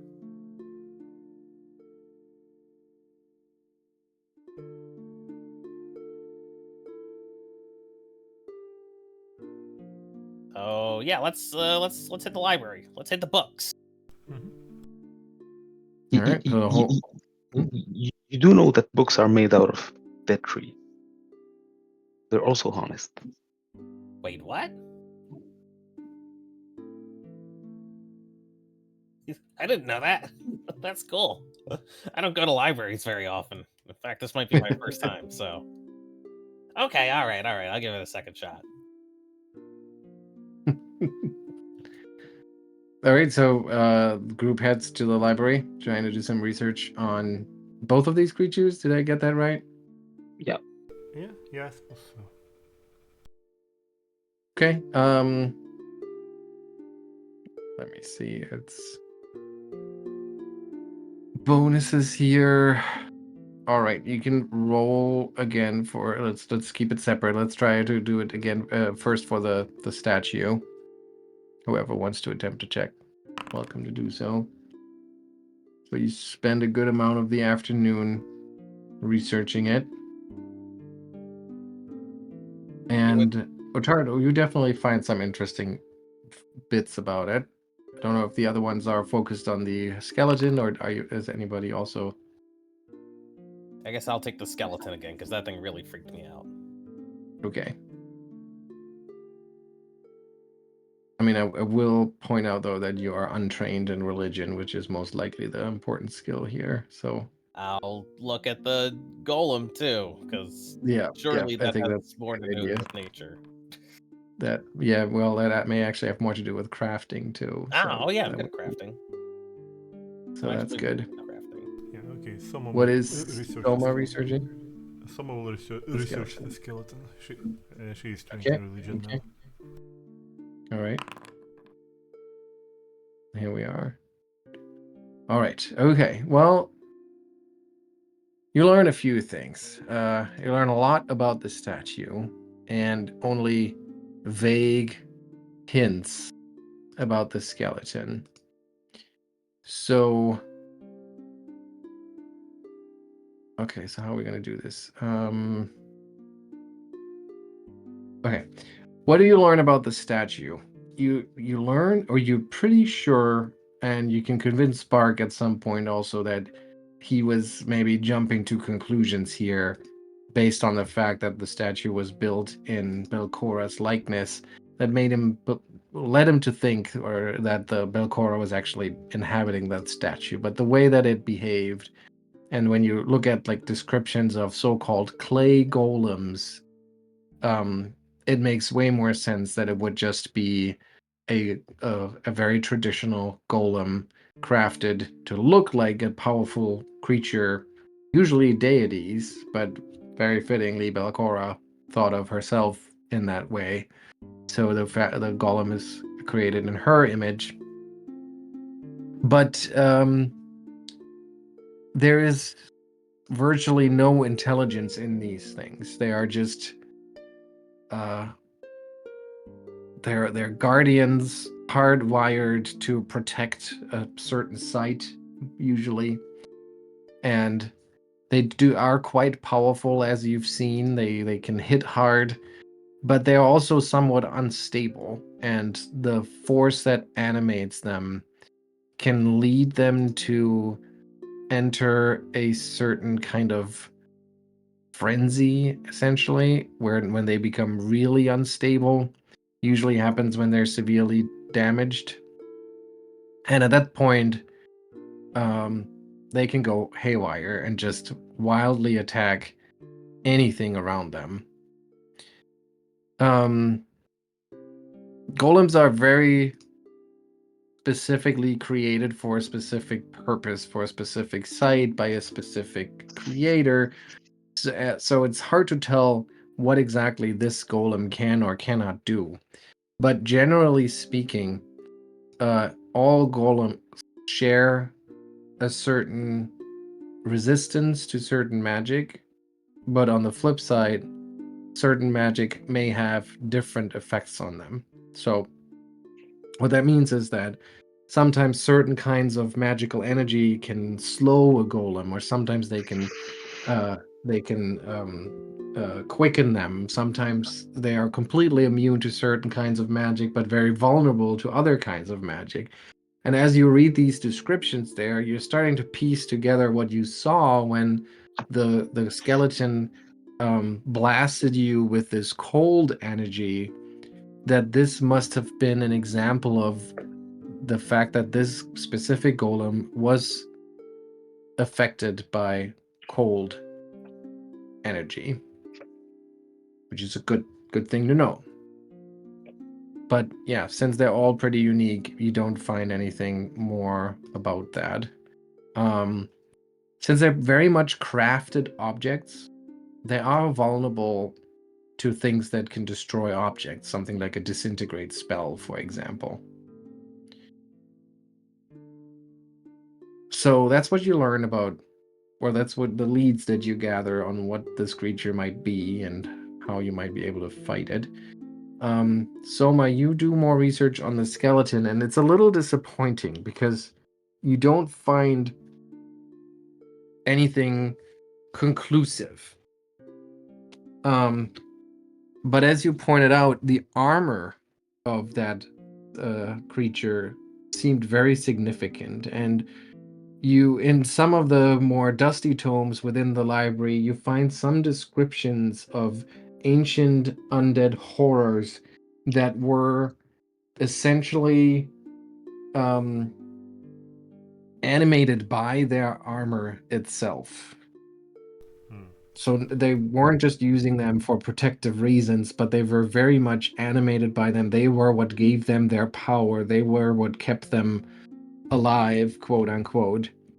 And you as you read these descriptions that don't really fit the skeleton you are fighting entirely, and they don't really give you any names, so you can't cross-reference it, but it does kind of remind you of what you saw down there in the vaults, or below the vaults at this point.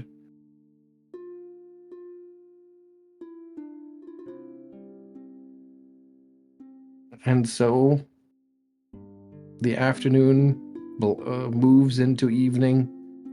The evening moves into sunset.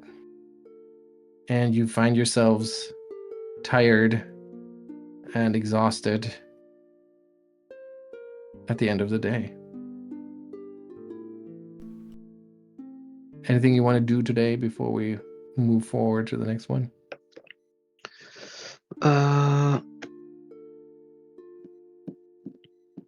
No, I think it's only tomorrow that someone will get an armor upgrade, I think.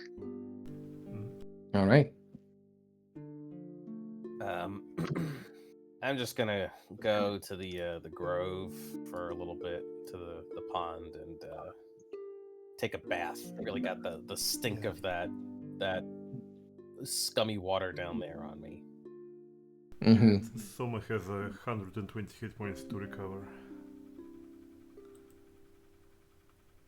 Yes. And what you will notice, I would assume that you probably try to use some magical means to recover some of those hit points. Well, And you will notice that those of you who carry these black bruises, these cursed wounds that were inflicted by the golem, you realize that magical healing is harder to apply to you. And anyone who tries to cast a spell to heal you must do a counteract check. Wow. That's terrible. Mm-hmm. Well, let's try it then. So, there Yep, should let's be try that buttons counteract. here somewhere for it.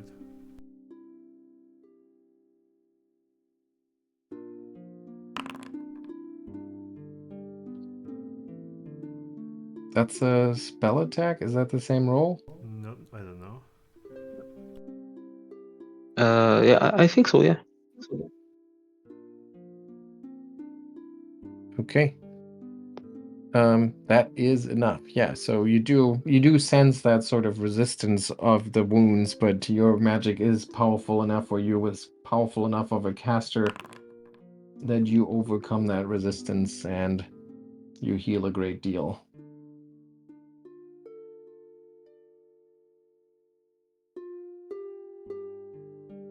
But this effect will continue until you are fully healed. I'm just gonna point that out. I But see. does that apply to mundane healing too? What about potions? Well, then I guess the potion has to counteract it. An elixir? Mundane healing would be fine. I mean, look, all I'm gonna say is I've got as much fruit salad as you need, all right? So You can do that indefinitely, I guess. yeah. Yeah, then it's just a matter of time until you heal. But it is something that you learn about the creature and what it can do, so it's important to know. Definitely changes how you can heal in battle.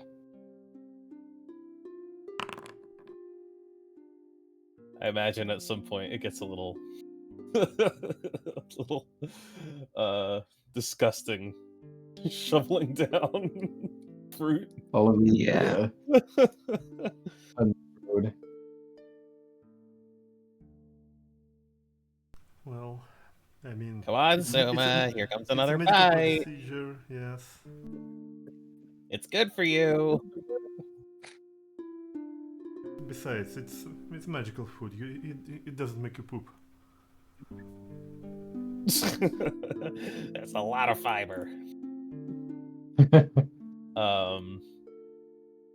Yeah. So essentially, Bark can keep healing until it all goes through. It's just a focus spell for him. So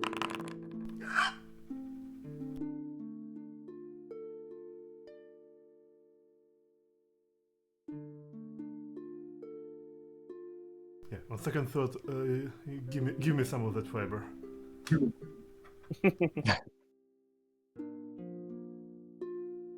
Oh, you crit Alright. failed yourself. Yeah. Okay. So I suppose, like, I suppose we spend the evening like that. And... Yeah. By the way, Soma been like thinking something like, and she probably will while they recover, like she will probably start like wondering out loud, like. Guys, I've been thinking. I mean, are your parents still around? I mean, when you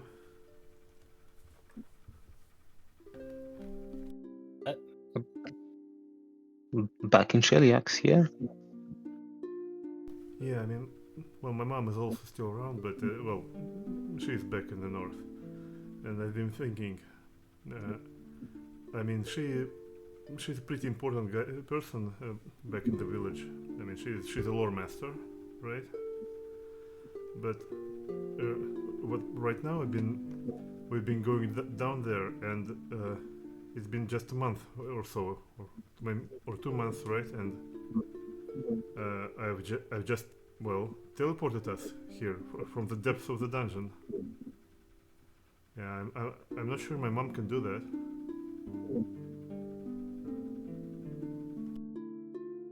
I mean, you know what I mean, right?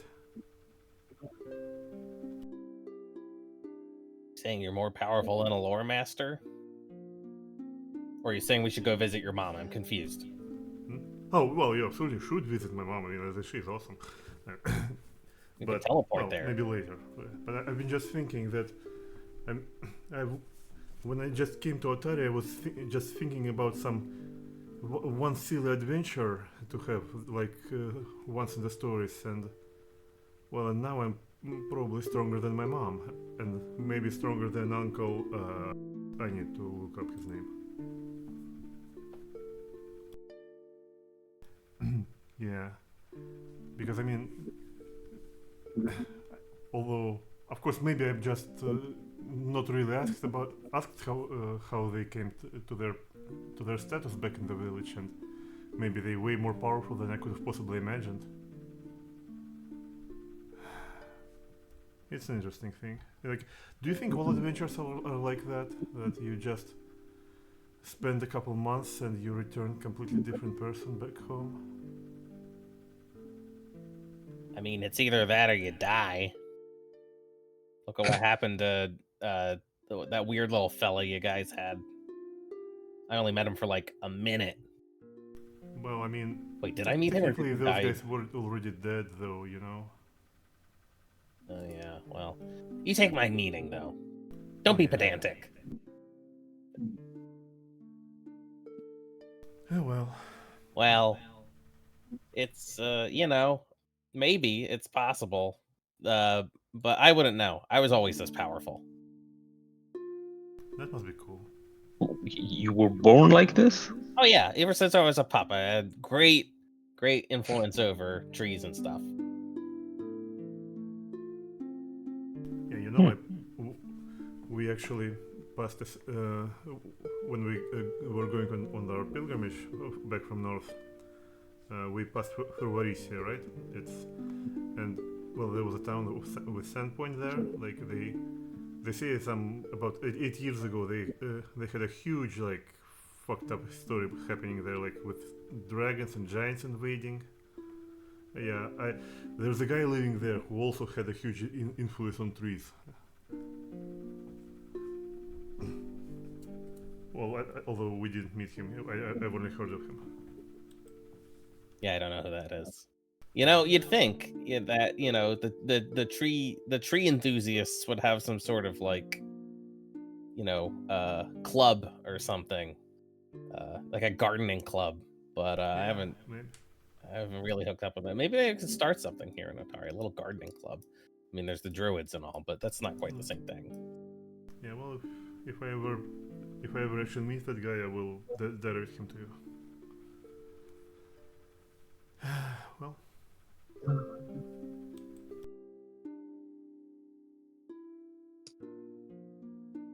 Yeah, suppose we spend the time like this.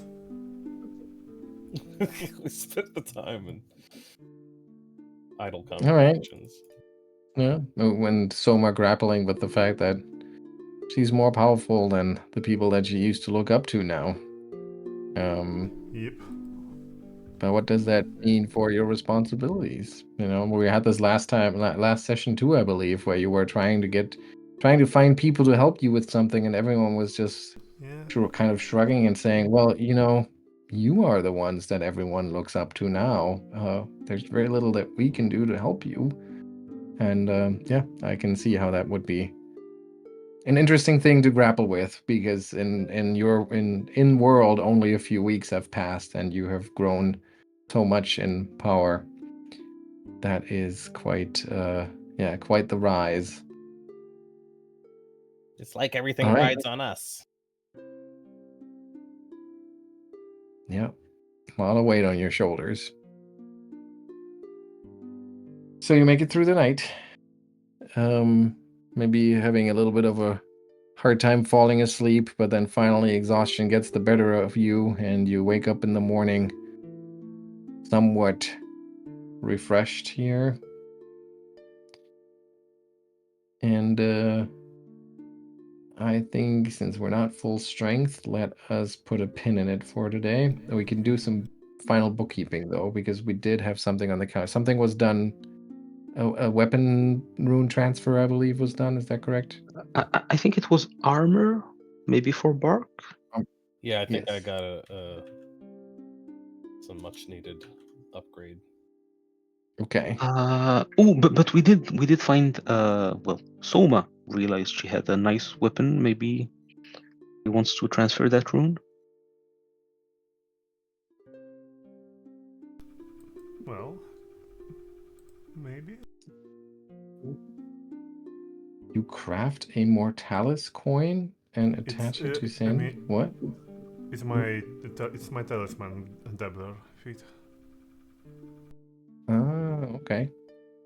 Mortalis coin. Let's see. And she also crafts emerald grasshopper, which she attaches to her own armor. Mm-hmm. Oh, that's pretty good. That's definitely good for Sandy. Yeah. Well, technically I've been trying to attach them to Sandy and Sir Ottardo for the past weeks, but we somehow never actually used them, so, because nobody of them actually almost died to that effect. It was a +2 potency rune that I got, right? Does that sound right? I think so, yeah. But +2, I guess just +2, not resilient. No, I don't think it's resilient. Actually, we can look in the stash. It's probably still there. Whatever it came from. Oh no.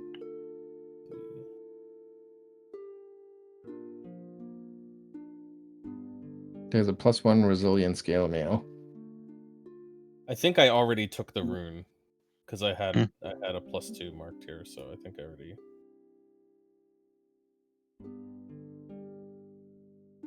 So does that mean that? Wait. So is the +1 resilient scale mail is no longer resilient? I think it was +2, and now it's just +1 because Okay. you swapped in something, the previous rune, I guess. I did. I mean, I don't think I took resilient. I think I just took the +2. I thought you got that from a runestone. Yeah, I don't think I Oh. don't think I disassembled any gear. I thought we just. Yeah. Okay. I thought Well, you got it from a runestone. well, I guess we have a resilient rune to slap on somebody. What does Wait, resilient do? what? Saves, I think. Yeah, it's a +1 to saves. Yeah. Oh, well, that's good. Yeah. Who needs that? I mean, I wouldn't mind it, but I feel like maybe there's others that need it more. I think it would go on. It could go on anyone. Well, yeah, I mean, someone could use it also. Does Sandy have like low saves that need help, or? Well, he has one particularly bad save, but he's great at fortitude.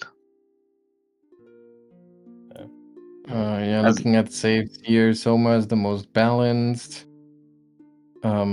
Bark, your fortitude save is pretty bad, and Ottardo's reflex save is pretty bad. I think Sandy and Souma are relatively balanced. But Ottardo's actually fine because he has the bulwark trait to bump up his reflex. Okay. Well, if you guys don't mind me adding it to my armor, then I'll certainly be happy for the extra protection. Yeah, go for it. I'm just a little guy, you know. Sure. I think we were talking about at some point selling off all that we can. Yeah, I've calculated some of the gems back in the at the start of the chat. There is about 200 gold worth of gems. We can just swap them for potions, I believe.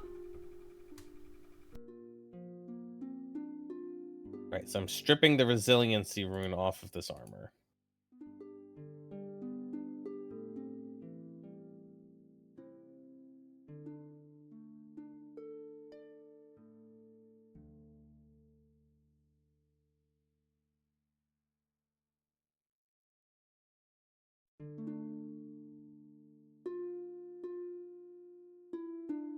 Did that work or?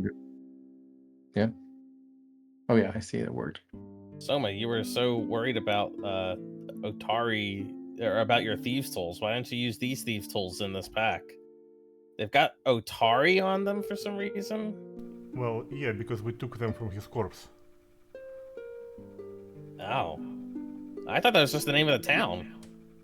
Well, you see, Bark, and it just so happens that Atari was named after the Rose Guard thief guild, who not thief, not guild, like the rogue, like the Rose Guard had a rogue, and he actually was the only one who managed to die in their adventures back in the Gauntlight, and well, the others were so moved by his sacrifice, of course, that they decided to commemorate and immortalize his name by naming the town after him. Okay, I get the idea. That's okay. Well, anyway, there's thieves tools here. All right, I think I will try to take them then. Swap with my current one. I don't remember why I didn't take them, by the way. I think I felt a bit self-conscious about hoarding the magical loot. Well, you just said that you're more powerful than anyone else. I think it's time for you to take up the mantle. I mean, I think you're worthy of them now. all right. I mean, like, listen, it's just sometimes you have to acknowledge that bards are probably superior class all along, because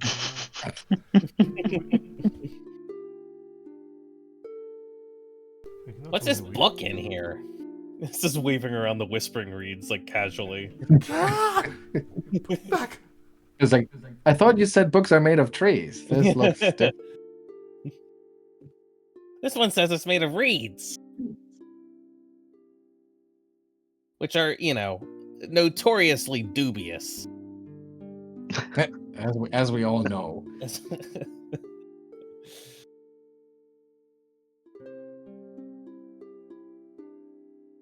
Man, there's a lot of shit in this inventory. I don't know. Yep. Yep. Maybe Bark will take the bark skin potion. It's just too appropriate. I mean, do you really want to know how do they make them? Oh yeah, I made them before. Bark has no issue with like harvesting things from plants and using them, but he believes in doing it like responsibly and in not killing the plants when you do it as much as possible. His druid order is like the one that basically does cultivating, not just not just protecting the wilds, but specifically appreciating the usefulness of plants. Nice. Like, yeah, I'll just add that to my inventory, I guess. Never know when you need a little bark skin potion. Dragon's breath potion. Hey, maybe I should take this dragon's breath potion. Oh yeah, you should know? try it. It burns a little bit though when you drink it, so you should watch out. Don't hold it for too long. I'm just thinking if many of my magics are going to be negated by that awful armor thing in there, then maybe it'd be good for me to have an alternative.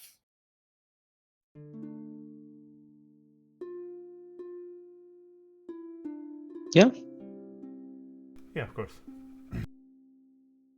Souma, did you notice this? The sneaky key?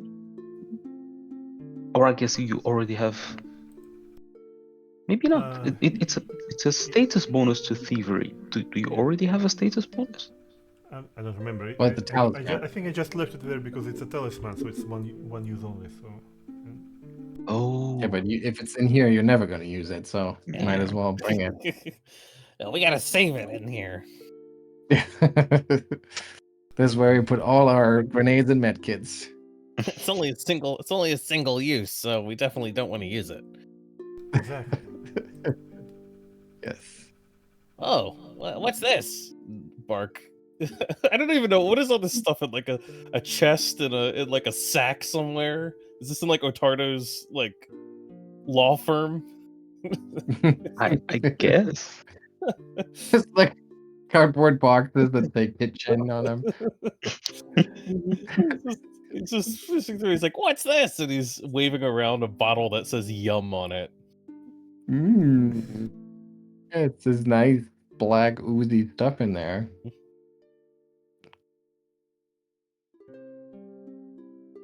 He'll pop the top off and he'll like give it a whiff. Yeah, I think at this point you'd very easily and quickly identify it as adder venom. Oh. That's not fun. Cheetah's elixir. Actually, this brings up a good point. I can craft stuff. I have a bunch of formulas I know. I wonder if anything would be helpful. Because normally I just make a bunch of elixirs of life, but...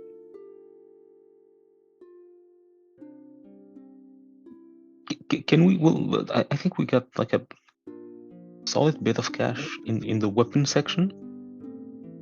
Yeah, you also have quite a few gemstones and stuff that are just sitting around. Can we just liquidate the gemstones since they're basically exchangeable as currency? Yep. Yes, absolutely. I'll turn them into gold here. But just okay, yeah. Is it a one button to do everything, or do you go through one by one? I'm going through them. Okay, because there's there's the research notes and the Belcorad's journal. I don't know why they have the same icon there. Do you want to sell the random gold tooth that's in here, or is that precious to you? Wait. Nah, I think we can sell the gold tooth. Selling a gold tooth sounds kind of weird. I mean, keeping a gold tooth is kind of weirder. Yeah.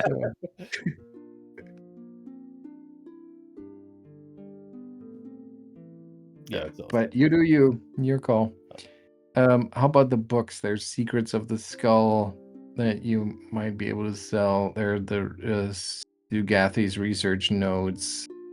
The Portrait of Volog Azrene, The Grave Feast, the What the Worm Knows. I mean, the books would definitely, you'd be able to sell those to Odd Stories. Yeah, I think we can sell So the they portrait wouldn't be books. I don't gone if you. remember. What's that? I think we don't really have like any attachment to the portrait. I'm not sure about the books. I think we might use them or something. I think what the worm knows is kind of Right, like but- cursed knowledge or something. So we probably shouldn't like disseminate it. Right, but as I said, you could sell them to Odd Stories. They wouldn't be out of the world, so they would still be within reach. Yeah, we could sell them, and then we could show up and like visit them sometimes. Yes, exactly. But that's fine if you want to keep them too. Yeah, and you have a bunch of weapons that you should make a decision on. You do have a Dagger of Venom, Yeah. Bloodletting Kukri. Lots of good stuff. But I think we've gone through them, and I don't think anybody is going to make use. Well, I mean, unless somebody changes their mind, but I don't think I mean, anyone. what Yeah. if one day some other brave adventurer decides to come down into the vaults as well? Or I'm pretty sure perhaps- that they would bring their own equipment. perhaps after we have been deceased. Oh, yeah, no, that's a fair point. I guess they wouldn't be going down there if they didn't have their own stuff. So Yeah. I mean, Yeah, besides, Lucid. if we are want to be traditional, we will have to stuff that these things back into the dungeon into some unintuitive places to make a surprise for them. So maybe I can go through just the basic ones that are just +1 or +1 striking and liquidate all of those. I don't think we're gonna use that Warhammer or War Flail. I mean, I don't even remember why Soma tried to carry that flail with her. So I'll just go down the list. There's the longbow, +1 striking composite. Gun. gone. Yeah, I mean, I would have wanted to use it, but it has like that volley thing, which gives you, I think, penalty when you shoot it within 30 feet. Yeah, you have to be at long range. You have to be at long range for it. Yeah, and Yeah, no, I mean, if it's not a staff, I really don't care. yeah, Okay. we don't need to Simon, check crime. did you do the? Yep, I just added the gold for it. Okay. All right. I guess the next two are easy. The hand wraps and the chakram. I think we can hand on to Gun? hand wraps. I mean, I think they might like have a bark or something, or when he would transform into something. I don't think we can use a check. Sure. When I transform into something, would that work? I don't. I guess know, if you put them on afterwards, maybe. Well, I I mean, mean, they're not. I have some spells. They're not polymorph effects or anything, but they do give me like melee attacks. well, yeah. Would the hand wraps apply?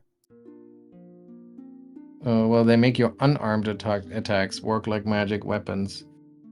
But if you get let me see. if you get natural attacks, I don't think those count as unarmed attacks.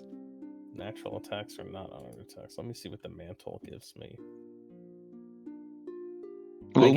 I get unarmed attacks from the brawling group when I do towering trump. Well, then that might actually be a good thing to have. And I don't Oh. think, I mean, this is in the. Is this even a slot of some kind? I think you could just wear these, even if most of the time they don't give you anything. Yeah. Well, you do have to invest, but I got plenty of investment slots. That's not a worry. yeah. Oh hell yeah! I didn't even realize that. Look at that. He Alright. puts these little, like he puts them on, but you know how like you put little booties on dogs and they get all awkward about it. This is weird. He just says like, "This is great," and then walks away like. Where are they? Hand wraps of mighty blows. Okay, we're gonna This is the fourth at the top, I see, at least I on see. my list. I see. So, but the chakram, I don't think anybody has Yeah. the ability to use that. So I'm just gonna get rid of that. The basic Warhammer can go to. Hang on, 17.5. Yeah, The the rapier right, has a okay, sentimental value. We Sure. should keep it. Okay. Yeah, we put it It's- on the we put it on the grave of Augrel, or on his couch. Yeah, I'll go find his room. Leave it there.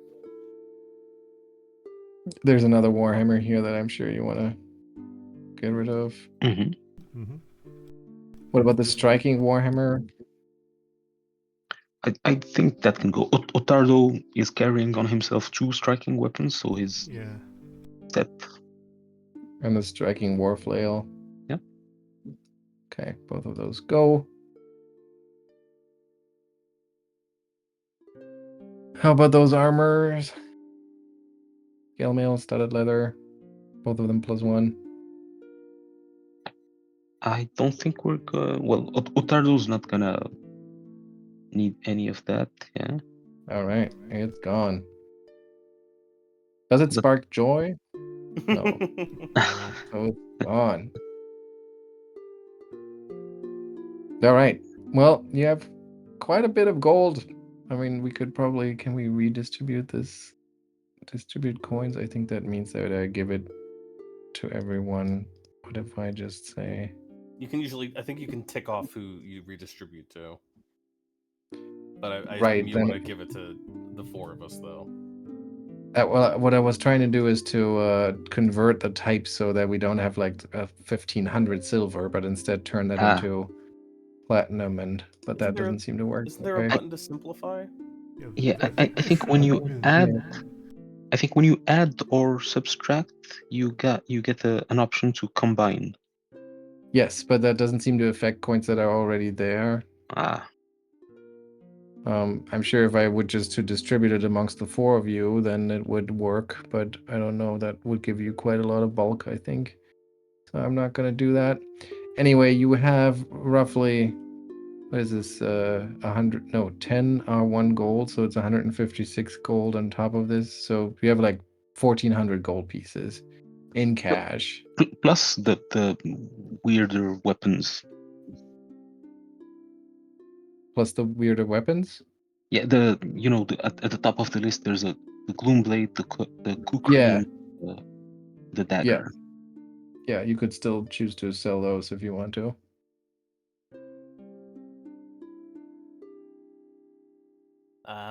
So- Yeah.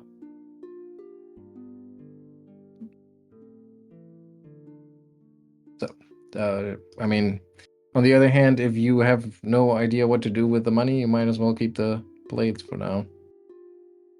Yeah, I mean, don't- I would maybe benefit from buying some new formulas. I don't know if that's a thing I can do in town here because my my list of craftable things is out of date. I could definitely stand some more powerful formulas. I mean, you would definitely have to order them, or I guess at this point, Soma could teleport to not Magnamar, to Absalom, and you could just go shopping.